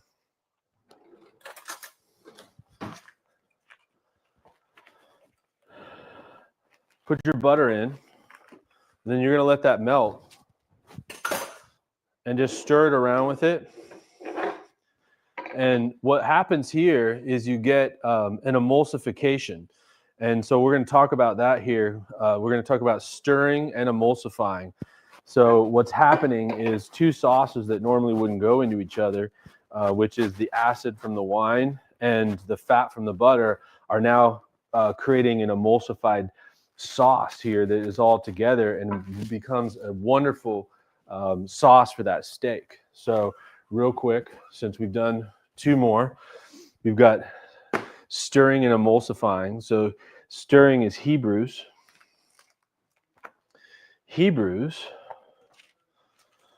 you know, I kind of like that my Bible's going to have like, it's like a cookbook and it's going to start to have like stains on it. 1366.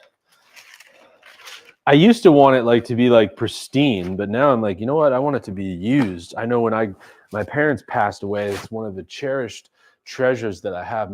My youngest son, Logan, he has both my mom's Bible and my dad's, and it is gummed up, marked up. Like you could just tell they've been studying it their whole lives, and I love that. So 1366, 1024.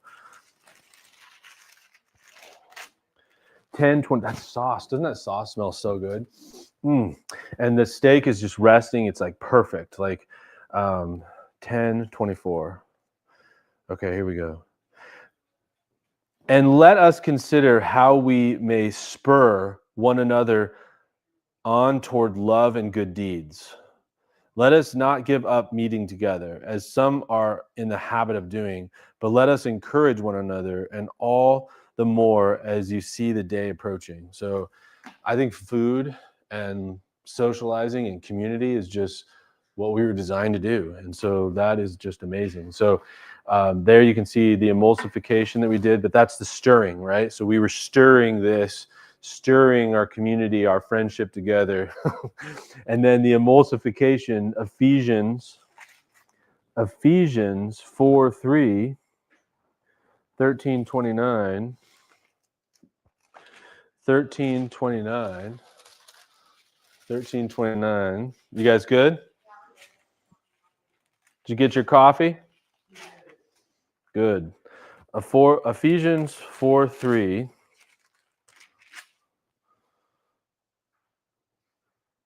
Make every effort to keep the unity of the Spirit through the bond of peace. There is one body and one Spirit, just as you were called to one hope when you were called, one Lord, one faith, one baptism, one God and Father of all, who is over all and through all and in all. I love that. Like there's one body. I love that. So the unity. Okay, the emulsification. Here we go. Look at this. Now we're going to pour this lovely sauce over the top of the steak. And now that we're going to coat, imagine that with a wonderful like, stir fry sauce or a broccoli, mashed potatoes. That'd be incredible. Let's get this reaction. Rob's been working so hard. I think he deserves a little bit of steak here. So let's just move that and let's cut against the grain actually, so I can see that the grain is running this way. So I'm going to cut here.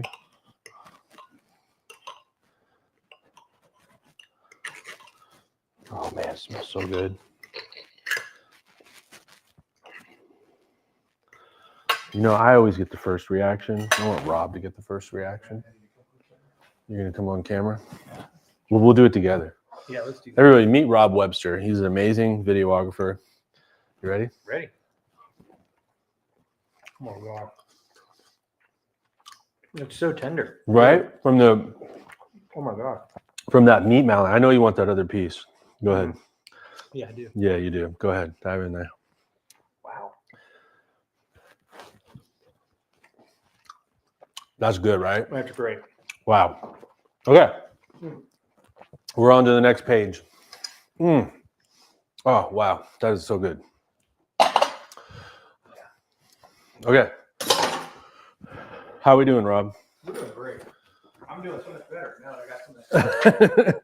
Okay.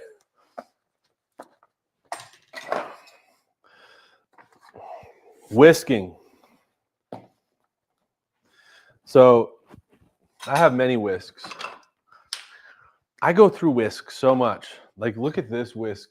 If you narrow in on this blue one here, I actually over whisked on Thanksgiving, and a piece of that blue ended up in our mashed potatoes. And luckily I saw it, because that would have been terrible if someone bit into the plastic blue.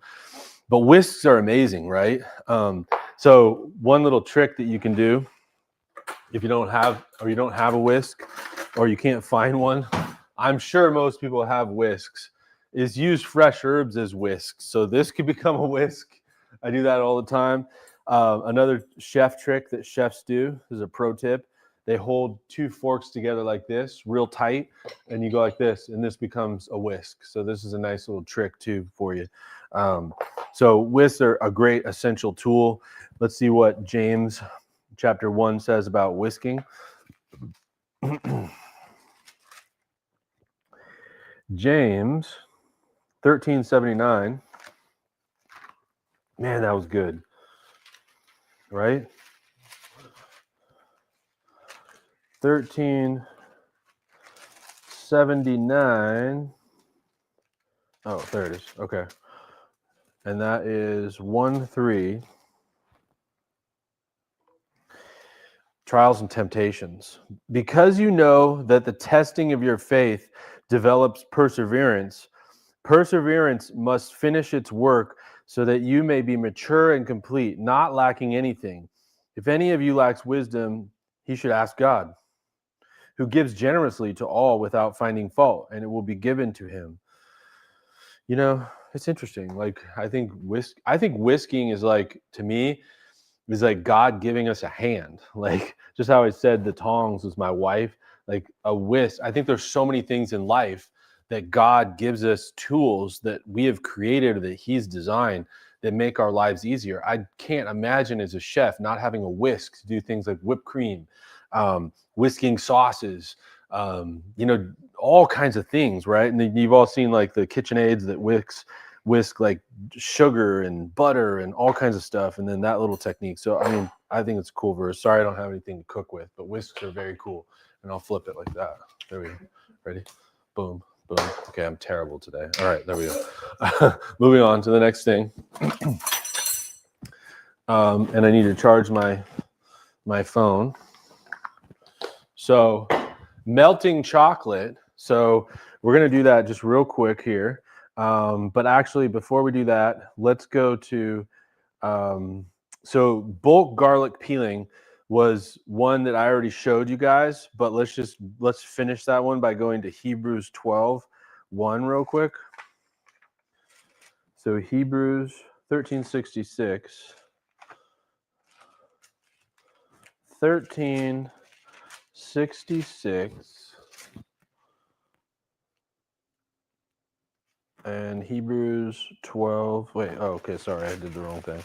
We got to do 12:1. Hebrews 12:1. Let's grab the garlic. I know I had it around here somewhere. Here we go. Bulk garlic. You saw how I opened it. I'm not going to open it again since I already have some. Selfishly, the other thing that I'm doing here is I prep for the family. So like all this food I make for the family, and now I don't have to prep at the same time. So it's like killing like 5 birds with one stone here. Okay, so garlic, 12:1. God disciplines his sons.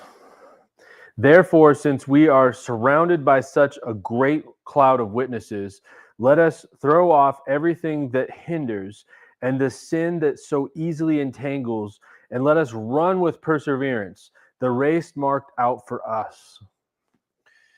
You know, even my son, like recently he's been studying the word, and he's been like, Dad, what you're supposed to do is run from sin. Like, if you can, like if there's something bad that is like it's a temptation or what, like don't try to justify it, do it, just change your mind, change your way, go a different way, run from it. So I don't know how that has to do with bulk garlic peeling, but maybe just, treat your sin like bulk problems and just run from them. So I don't know about that one, but it's really true. I'm being honest about that. Okay, hand of ginger. That just looks like a hand. That's obvious that it's like, why do they call it a hand of ginger? I think it's pretty obvious. We need a couple tools. So we need a peeler and we need a spoon. And you need a smaller spoon for this. This is a little technique. Okay, so then let's go to that. And then as that's going on, I'm actually gonna record one more time on my DJ Osmos, just so that I have multiple. And then I wanna grab my face, active tracker. And then I need, real quick, we're gonna do that melted chocolate at the same time. So pause, because we gotta get a little bit of water warm. So I'm just wiping this off. And I'm gonna pour a little water in because we gotta get this warm. But we can talk about ginger while this is going on. Is that in the way, Rob? Yeah. That's in the way, okay. So then while that's going on, let me just make sure we'll warm this bowl up at the same time. That's gonna be for our chocolate. Okay, so ginger, back to ginger. 1 Samuel 16:7. I do love ginger. I love using it. I think we'll use it for something here. 1 Samuel 3:01. 3:01. I'm like, why is my Bible? Is it wet? No, it's not wet over here. It's like wet over here. I guess it's already happening. 3:01. Samuel 16:7.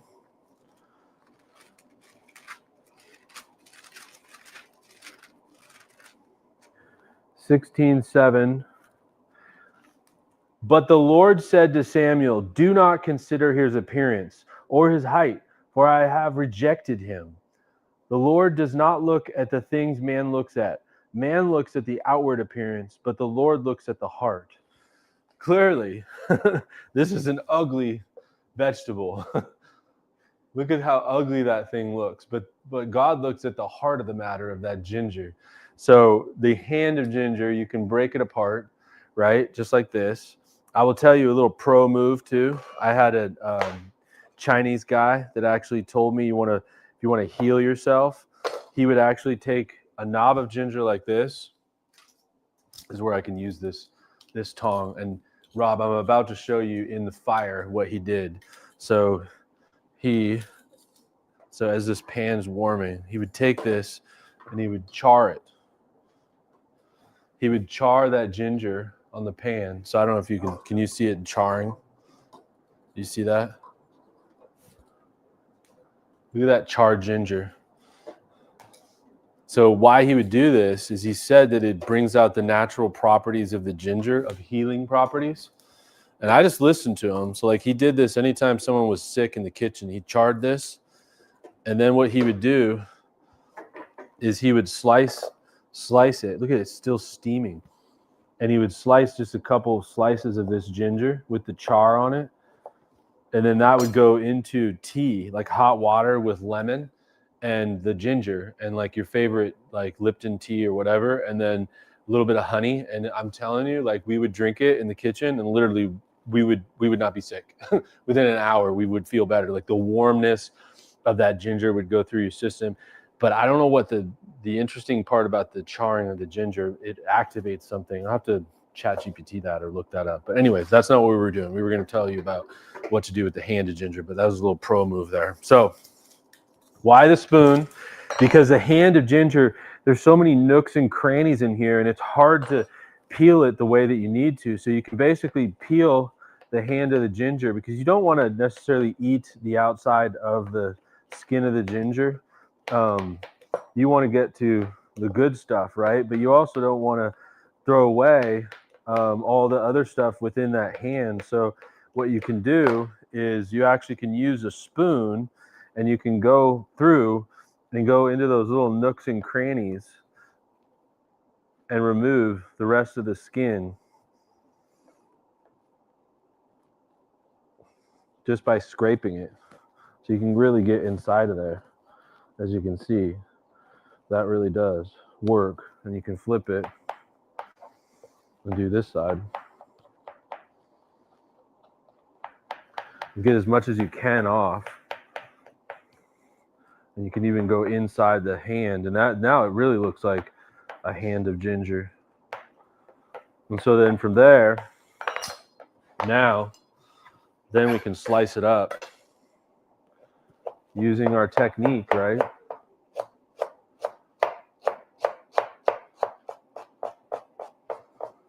That's really good. Then one through this way. Just like that. Then through it.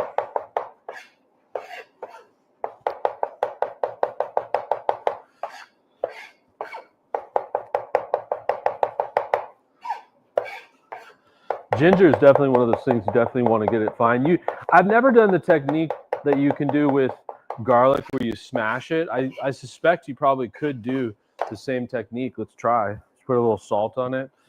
But I think it's a little more hearty. Yeah, it doesn't have as much water as garlic does, so you can't really like smash it. You probably have to get it pretty fine, but we've got a lot of different cooking we need to do. But we will definitely use this. And it's okay that I put a little salt in there. That's going to just bring out the flavor of that ginger. So I'll put that to the side. Okay, ginger. Ginger done. Now, melting chocolate. I'm going to show you a quick technique with that. We'll save this ginger because I need that. You know, I'm not going to save the skin of the ginger. I don't want to put it in stock. That would taste a little weird. It's really potent. So we'll put that there.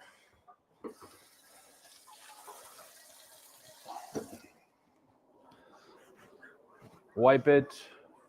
Then I'll show you the technique with the chocolate. You want to make sure your hands are not wet or it will seize up. I'm going to put it in a clear bowl so you can see. So you do a bain marie. This is called a bain marie. And it's a double it's actually named after a French woman called bain marie, melting basically gently melting products. So it's not going to burn because you have a barrier between the pot and the pan of the water. So this is how you can melt chocolate really nice. And what you want to do is make sure you cover it though.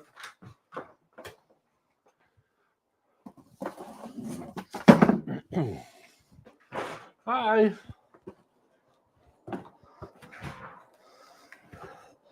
You know, the honest truth is it's Friday. I've got kids all over the house, family, and they're all over the place. And it's starting to get to where annoyingly I'm filming every Friday and like they can't get in the fridge, they can't do the things. And my hope is that the family will be like, it is time to get a filming studio that you bring this to and you don't film out of your house. So secretively, I kind of want that to happen. Okay, so we got our melting chocolate going. Let's see what that says real quick. Jeremiah. This is using that gentle heat. 8:51. Jeremiah 8:51.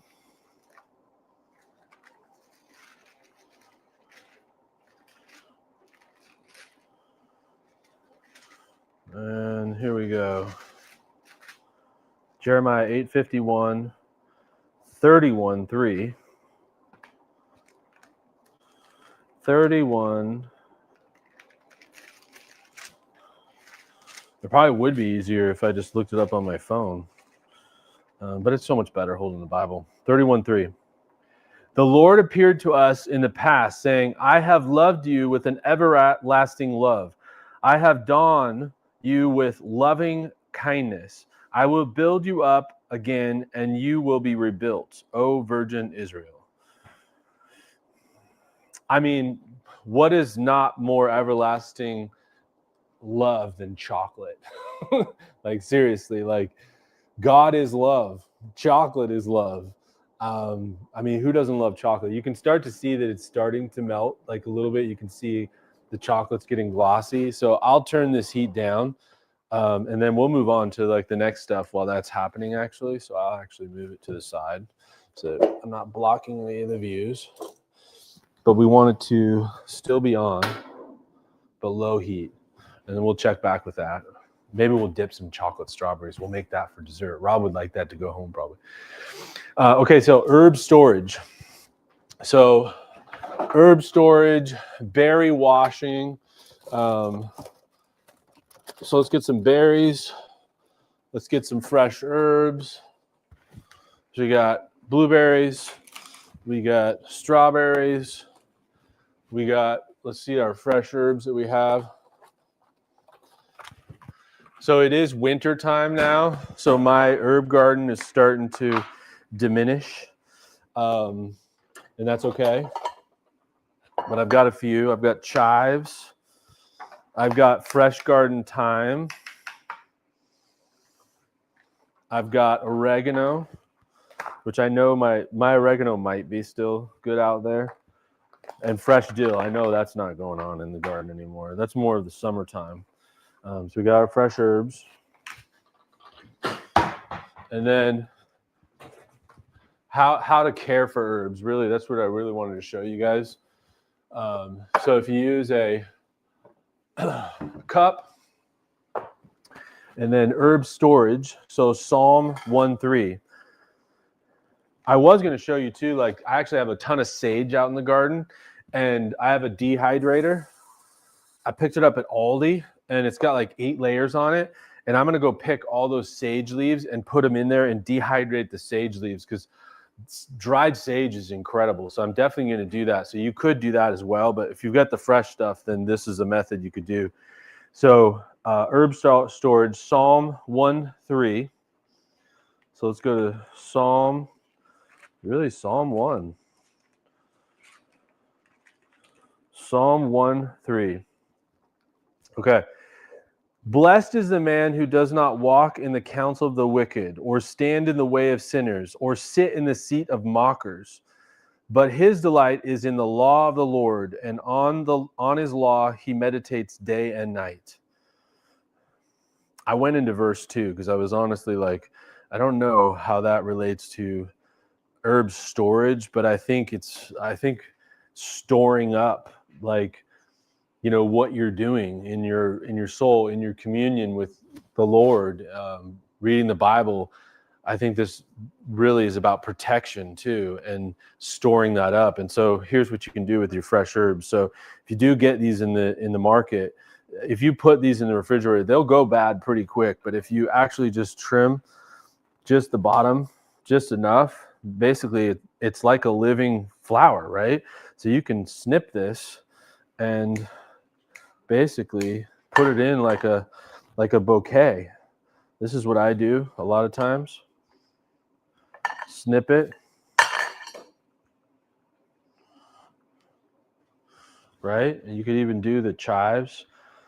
They're already snipped.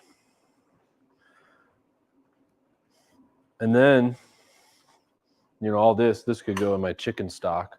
And then generally what I'll do in the refrigerator is you could do a couple things. You could put a Ziploc bag over the top of that to prevent it from the air like hitting it with a rubber band. I've done that before.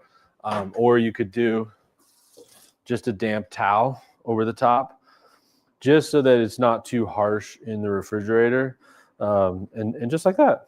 So that's one way to keep your herbs nice and fresh in the refrigerator, and just pull from it whenever you need it. And I promise you they'll last like 2 weeks in there. It's stay nice and fresh.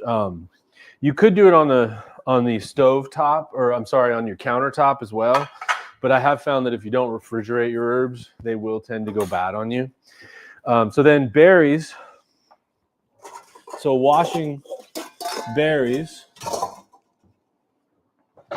So put your berries in a bowl. And you know what? I'm not going to do this one because I saw it and I was like, I don't really like it.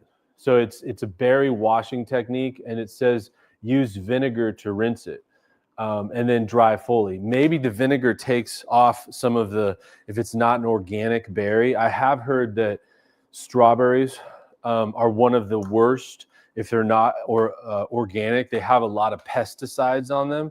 So you know what? Actually, I'm kind of, as I'm saying this, I'm sort of correcting myself. I did not buy organic berries. I generally don't because they're more expensive, but it is giving the method of adding a splash of vinegar to it. So maybe there is something there. So if you are somebody that this resonates with and you care about what you put in your bodies, I think washing your berries with a touch of vinegar. Let's see if I have any white wine vinegar. I have apple cider vinegar. That'll be just as good. So let's try it. So just a splash of vinegar, or a little more than that. And then wash it. Maybe it, we can't see what it's doing, but you know what? Actually, as I think about it, I know that my wife, a lot of times, she learned a pesticide-free way of cleaning our floors is actually with vinegar and water. So she'll sometimes clean our floors without any chemicals and just use some vinegar, and actually the vinegar smell goes away and you get this nice clean aspect. So if this resonates with you, I don't do this, but here's a cool little technique, and let's see what it says about berry washing. So Psalm 51:10. 51.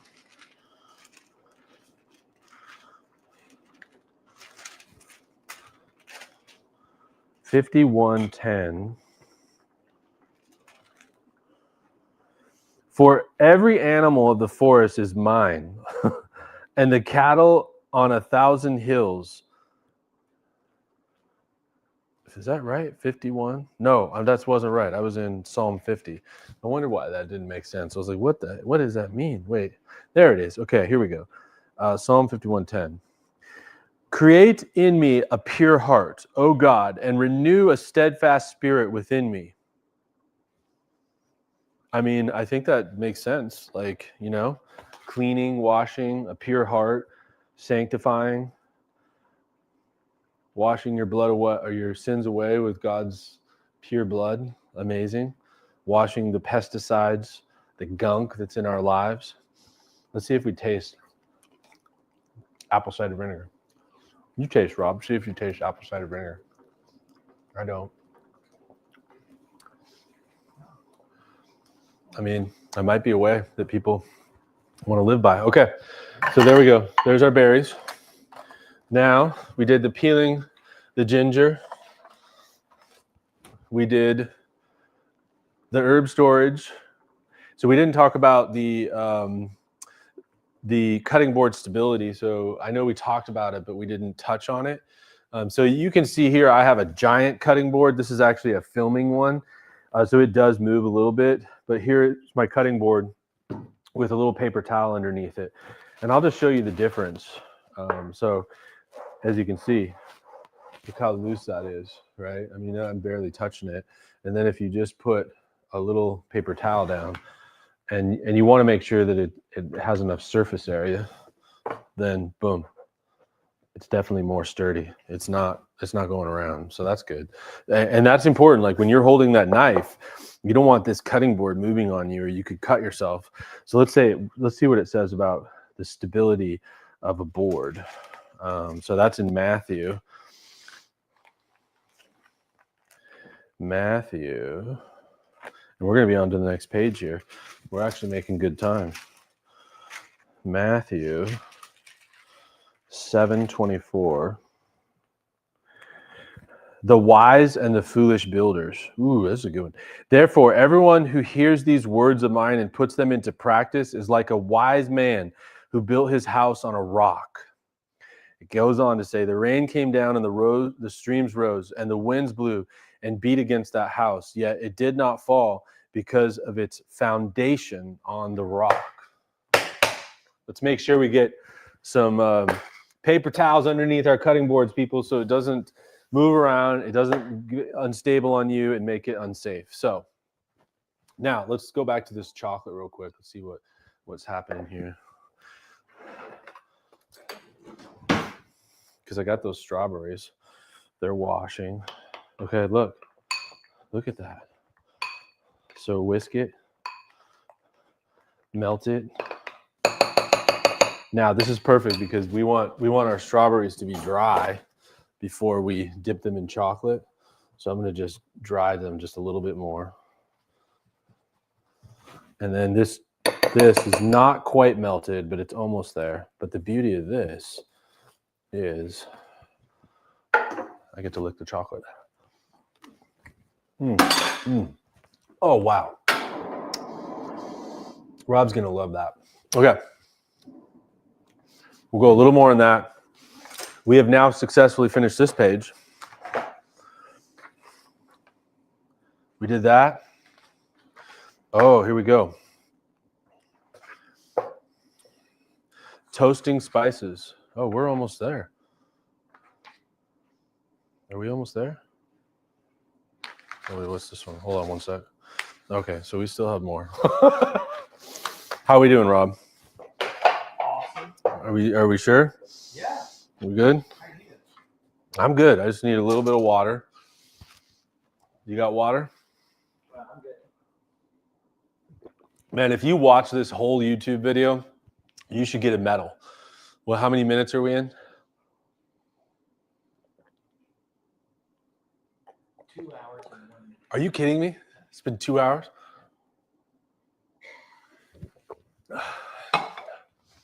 2 hours and 1 minute. Holy cow. Okay, let's try to rock through these really fast. Okay, we'll continue this chocolate now that it's warm. Let it melt a little bit more. Toasting spices. Aromatics.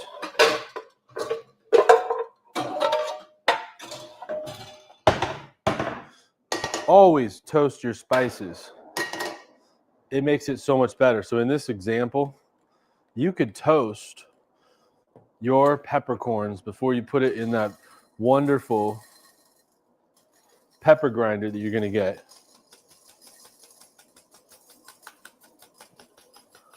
Wow, they just keep coming. Like, I actually had a chef. He made us always would toast the pepper before we would actually, before we would grind it. And I would always say to him, "Why are we doing that? Don't we just sear it?" And he goes, "No. A lot of times when you're putting things with pepper, you're not searing it like a fresh salad. So obviously with toasting it, it brings out the aromatic of the spices. So you certainly could add all kinds of spices and stuff, but it's definitely make sure that when you do toast your spices, you're using whole spices. So like, I'm just pulling out some examples here.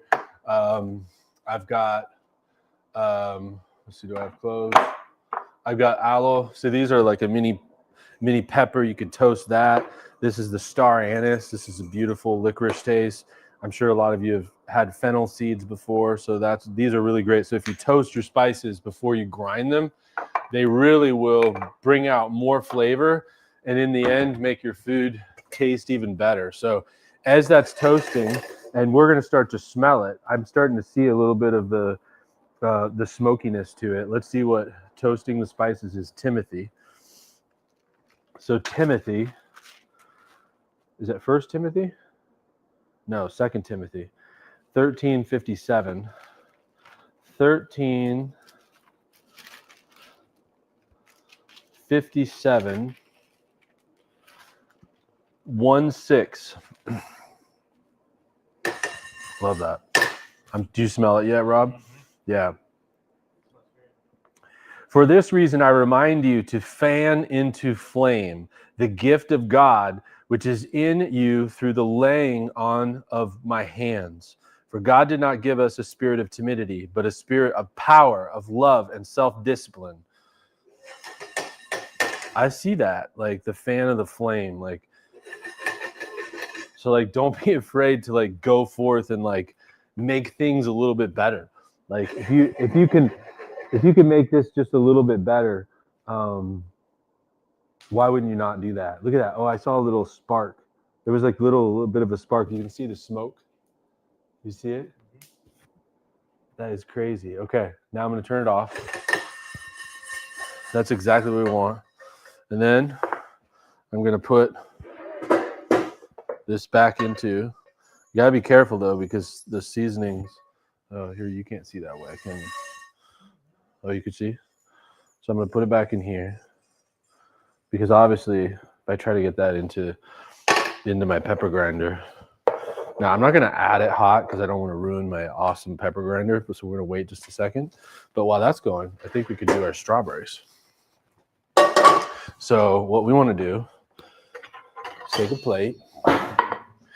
We want to take our beautiful berries, because this is a bonus. This is not really anything. This was a part of the chocolate series. So we're going to remove this. Okay. Then you definitely want to give it another whisk. And for the honor of the whisking that we talked about, let's use, since I can't find my little whisk, let's make our little whisk out of a fork so you can see how that works. Look at that. Okay, but do not forget to lick it. Now, to make the chocolate covered strawberry, you pull the stem, make sure that the strawberry is dry, because if you don't do that, your chocolate's going to seize up on you. Then you pull it. Let's get that out of the frame. And you dip, dip, dip, dip, drizzle. And we'll set one beauty right there. Dip, dip, dip, dip. One beauty there.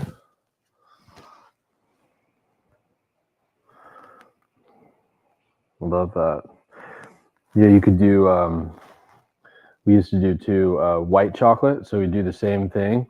And then we would put the white chocolate into like a little squeeze bottle or a little piping bag. And then you could actually do a couple of things. You can make tuxedos with it by basically dipping on one side like it's like a tuxedo, and then do little white dots to make a white suit. Or you could start with the white chocolate and then do the dark chocolate, so it's a dark chocolate suit, which is more classic. But I don't have that. But why not make a beautiful chocolate strawberry as a bonus, especially for the season coming up, right? And then you never want to put these in the refrigerator. You always want to leave these on the counter, and you want to eat them that day, because if you put those in the refrigerator, what happens is the water will start to leach out of the chocolate, and then it ruins it. So now it's created a really beautiful barrier on those chocolate covered strawberries. Look at those beautiful. All right, so we'll reserve that. And then cutting peppers. So I know we did that. Vegetable ribbons. Let's do a plate drizzle here real quick.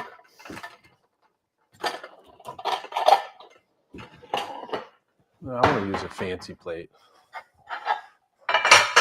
Let's use one of these nice plates. So anytime you're doing like a sauce or a steak or something, you know, doing a drizzle can be really cool. I've got a few options here. I've got my red onion balsamic. I've got a normal balsamic. They're both really thick. So you could take like this piece of steak, right? Let's say we've got this. Let's see if I have any. Oh yeah, we got some baby romaine. So if you wanted to make a nice, beautiful steak salad, you could take these beautiful lettuce greens right there, fan that on there, and then let's read what the drizzle is. Psalm 90:17.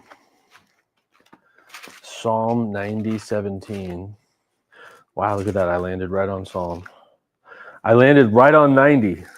89. There we go. There's 90. 90:17. May the favor of the Lord our God rest upon us, Establish the work of our hands for us. Yes, establish the work of our hands. I love that it said establish the work of our hands twice. And I really was like thinking, I really want to make this nice. Now, I'm going to actually cut this little part right here off. And the reason for that is it will make it look a little bit prettier on the plate there and nice. And sometimes the ends of these are a little bit bitter and I can see that they're turning a little bit. So that's the main reason. And then with this beautiful steak that is still absolutely delicious, I'm going to slice it. Just like a perfect medium. I love that. So then what I'm going to do is I'm going to fan this right over the top with that lettuce. So this could be a nice little steak salad. Well, I'll eat that a little bit. I don't want to eat it all though, because Rob will be very, very upset. And then we use our balsamic vinegar, our red onion, and then I've got, let's do this. I've got my lemon. Where's my lemon? Oh no, let's do this. Oh, that's the strawberry. Yeah, my lemon olive oil. Yeah, let's do that. So a little lemon olive oil over the top. See, I'm drizzling. Then this balsamic, I'm going to use the other one because mine is not that thick. It's a little more runny, so I'm going to use a reduced balsamic. So this is a reduced balsamic that you can get. And then you drizzle, right? So when you're drizzling, going back and forth in that motion and really get all of it. And that looks beautiful. And so like that's a great plate presentation. Now, this was his point about the peppercorns, right? Whoops. Now they're bouncing all over the place. I didn't do a good job creating a funnel with my hand. You know, funny story. One time we had this house that we were worried, we had rats in it. This is actually in Seattle. And we really had rats. We had a rat problem. And then when we moved to Texas, I was doing this toasting spices thing and I would drop little peppercorns around the kitchen. And my wife was like, we got mice, we got rats. And I picked one up and I'm like, nope, that's a peppercorn. So we got our pepper in here. And obviously I definitely want to get some of that fresh pepper right over the top. And then I think this is perfect for that flaky sea salt. And we'll just drizzle a little bit right over the top of that steak. So there you go. The drizzle is key. Now, even with this plate's kind of like curved in, so you can see that it's starting to kind of like drip in. So I would recommend a flat plate so that doesn't happen, but the drizzle is nice. Okay, so there we go. Then, so cutting the pepper. You know, we already showed you guys cutting the pepper. So I think we'll skip that. The vegetable ribbons, that definitely is a cool technique. So, you know, if you're making ribbons of vegetables,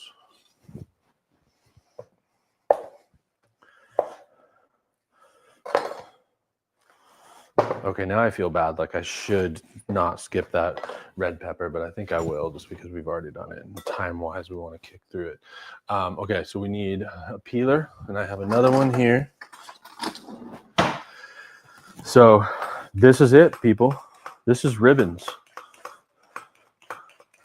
So you could do this with all kinds of vegetables.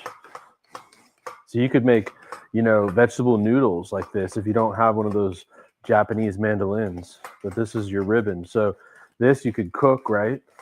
You can eat squash like this raw though. So sauteed like that, that's awesome. Like we could do that. And then let's see what it says real quick about ribbons. Exodus 63. You know, my Bible will be a little gummed up here, which I don't mind. Exodus 35. So we're going to get to 35.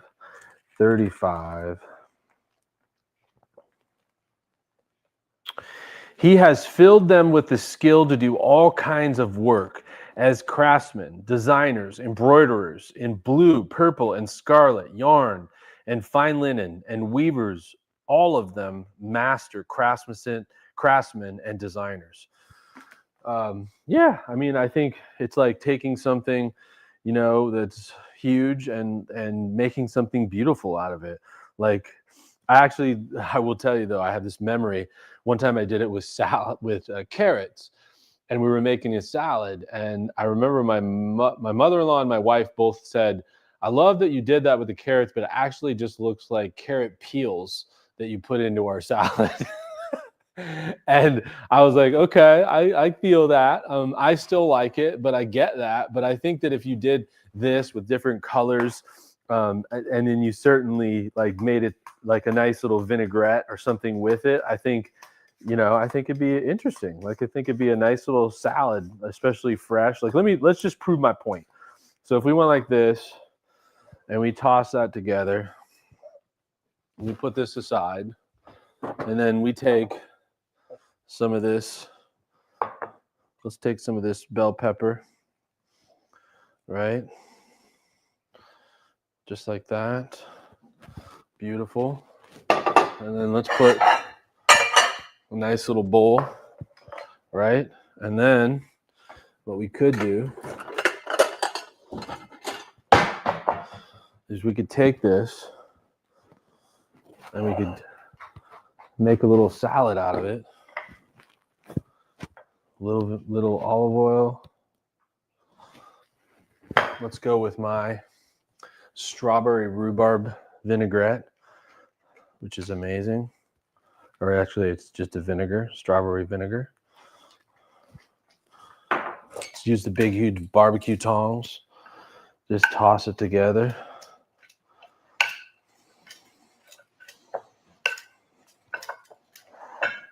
Put that right on the salad.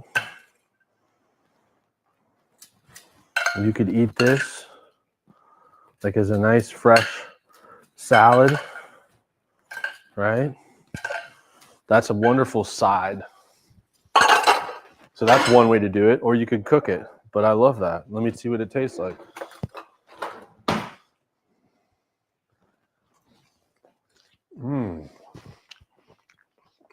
That's fresh. I like that. Just so you can hear the camera guy, what he thinks of it. Okay. We did the drizzle. We did the vegetable ribbons. Now we're into the carving of the turkey, which is awesome. So I have, isn't that nice? Right? Here is a roasted chicken that's been resting. Look at that beautiful thing. I put some sweet potatoes. I put some onions in there. Those are cooked too. So, you know, I wanted to like do prep at the same time. So carving a chicken is Isaiah 30:20. 771.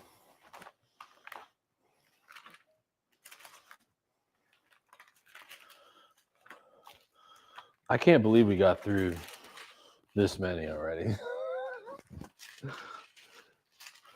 771. Oh, there, we passed it. There it is. Isaiah carving a chicken 30:21. Wow. Okay. Whether you turn to the left or whether you turn to the right or to the left, your ears will hear a voice behind you saying, "This is the way. Walk in it." This is the way to carve a chicken. I'm going to show you right now. Okay. So first thing first is, before we do that, let's look at the thermometer. So this is a digital thermometer. When you are cooking your product, chicken needs to be cooked to above 165. So now you can see that it's at 143, but I will tell you that I already temped it. It actually got to 170, and so it's been resting. So I know that it's safe to eat, but it's still nice and hot and juicy, which is great. But generally, you want to take the thermometer like in between the thigh and the breast to get that temperature, but it should be above 160. But you could cook a chicken to 160 and then cover it and let it rest. I went to 170. And then real quick, let's just read what it says about the thermometer. 1 Samuel. 1 Samuel 3:01.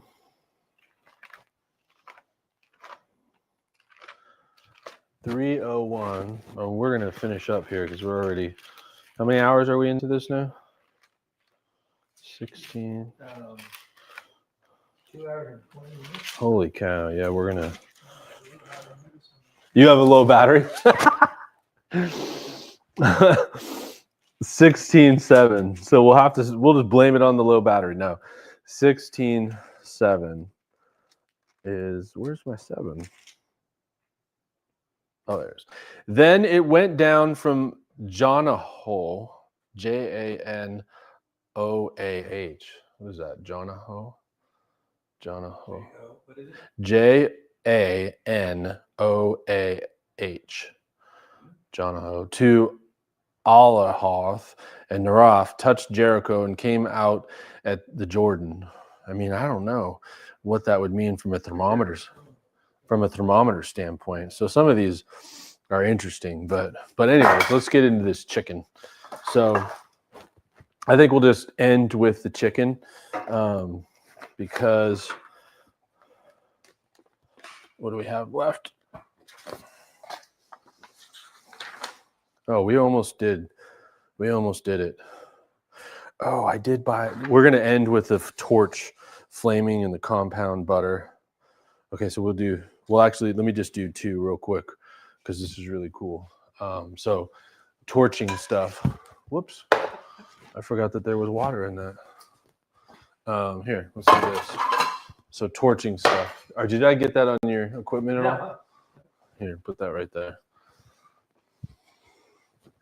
So I love this because we're going to brulee. You rescued a strawberry. So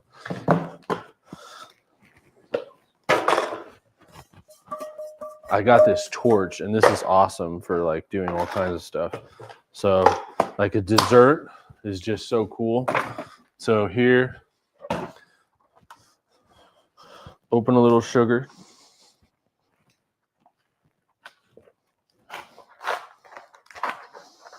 Okay, slice the pineapple.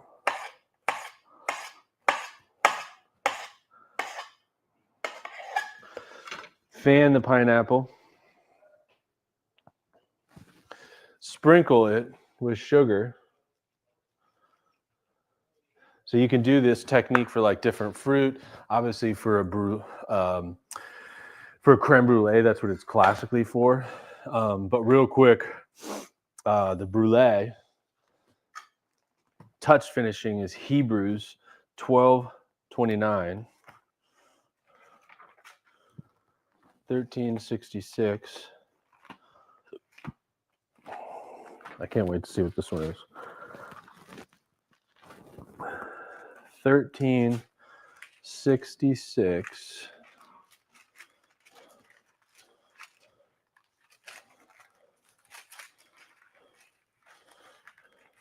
Is that tasty? The strawberry? That was good. Really, of course. 1366, 1229. Promise we're almost done. Wait, what happened? Hebrews 13 or 1229. For our God is a consuming fire. Let's see. Yeah.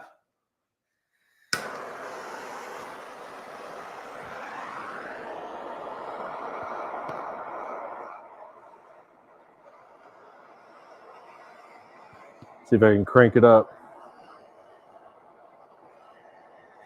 So you got to melt the sugar first.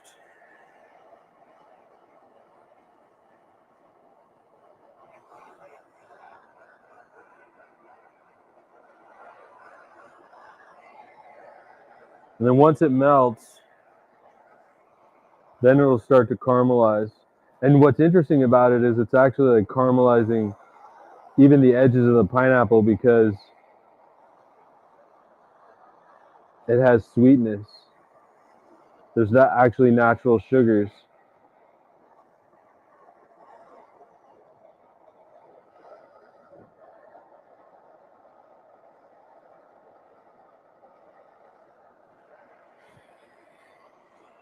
This would be great like over the top of ice cream, over a grilled chicken salad, or on top of a creme brulee. But that's just fun. If you don't have one of these tools in the kitchen, you need it, definitely. Look at those nice golden pineapples. Oh, those are great. I bet they're delicious too. I want to try one. I mean, Rob's onto the sweet stuff, so, you know, I mean, he probably might like that little pineapple.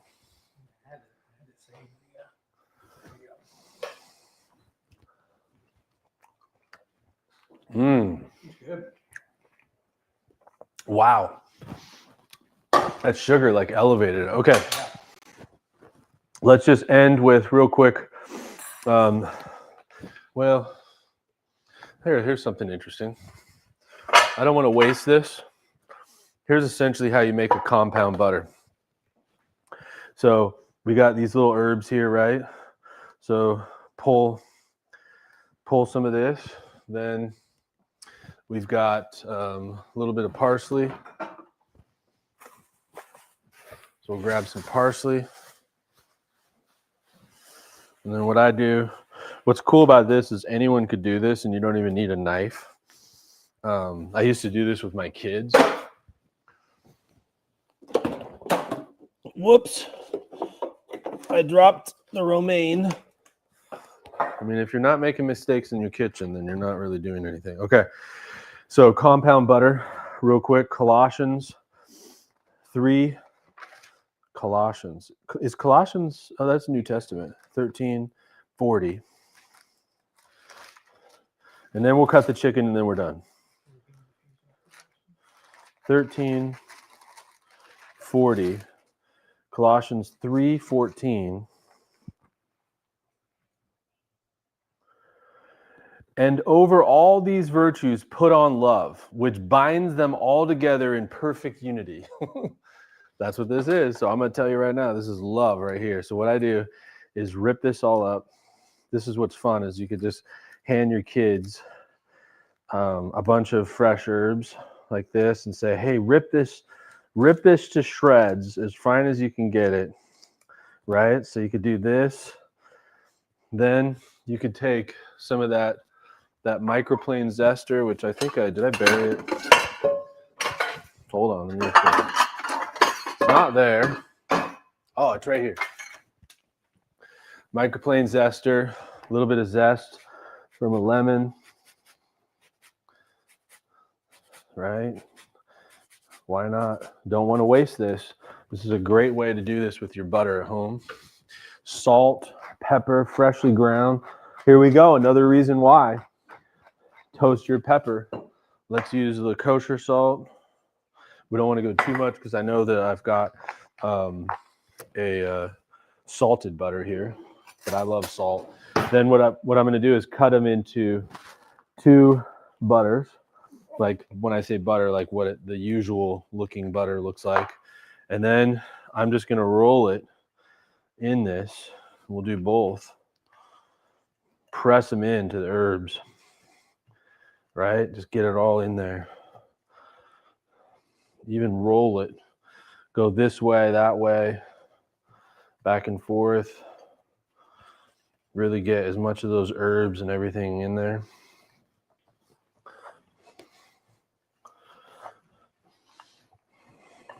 That's all flavor right there. That's awesome. As much as you can, right?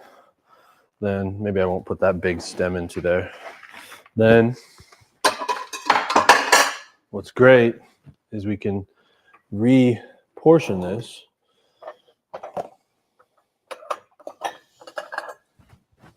On a plate. Use a knife.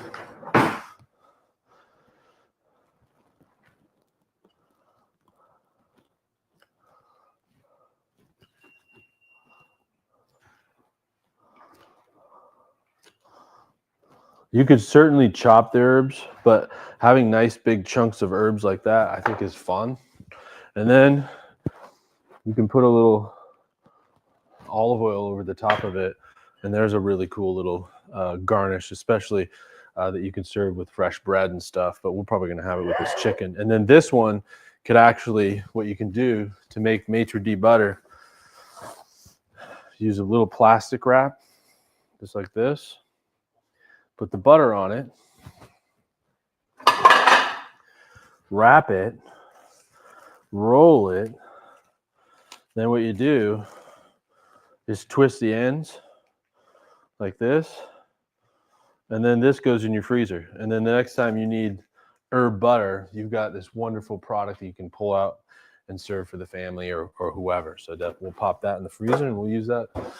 So then the chicken, I think we already read about the chicken. That's right. So we'll pull out the chicken. Look at those nice roasted vegetables. They're like perfectly. Here you can see. I'll just show you. Here's a Yukon Gold and a sweet potato. Look at this. This is why I multitask. Look at that beautiful sweet potato, and it's like so rich and buttery. Look at that. That is amazing. That's so good. And then a really buttery rich Yukon Gold, which this would be great for a plate up, which we'll do. So that's nice. Then, okay, so what you do with the chicken here, how to get all the pieces out. So first thing I do is I pull off the wingette, so the whole wing, just like that. So, this one, if it doesn't pull off, you can use your knife and go right through the joint piece. Okay, so then you got your two wings. And then generally what I do is it's a wing. So I cut off and I make two chicken wings out of this. And you got to ask yourself, do you like the drum or the flat, right? I love the flat. So there's two drumsticks. That drumstick kind of fell apart a little bit. Then what you want to do is cut right here, and you want to get the thigh off. So if you cut down here, it releases it, and then all you have is the breast. And then if you flip it, then what you can do is you can cut here, and it'll release the thigh from it, just like that. And then you can cut the thigh from the drumstick like that. And then here, this one fell off. I'm cutting this little part right off. And same thing here. Go through the drumstick and the thigh. We'll pull off some of that. Leave that skin on there. And then, oh, this is the best part right here. I don't know if you can get me feeding the dog. You ready? I don't know if you can. You probably can't. Can you get over here?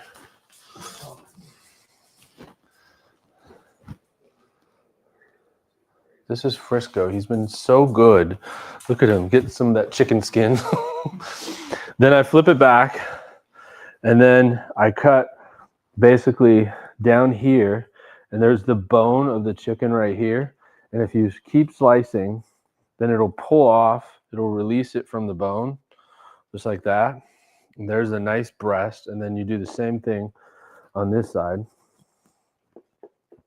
Look how steaming hot that still is. And then obviously that goes into the stock. But you could pull, if you missed any of the chicken off this, I generally will pull that all out, even the wishbone. I'll pull apart all this chicken as much as I can. Even turn it, get some of that back mate muscle. It's all cooked, it's good. Make a little shred. That will go in our stock in a little bit. There's the wishbone. And then what I do This is where I use my my slicing knife, my bread slicing knife. So, because I like the skin on it, so I'll saw through and leave the skin on this. What's that? My battery's really low. Oh, okay. We're almost done here. Now look at that, and then you can fan the chicken just like this.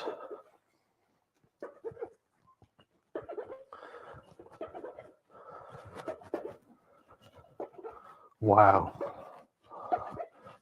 And you could put this on a plate, right? And then generally I'll serve, you know, like the thighs like this. I might take the drumsticks and put it this way, put a little mound there, and then you could put the wings over here.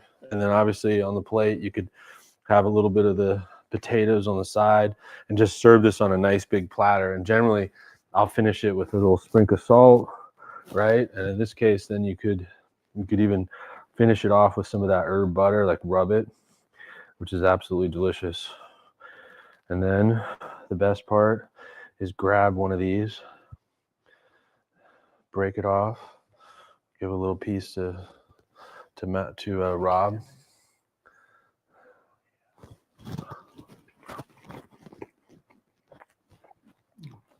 So good.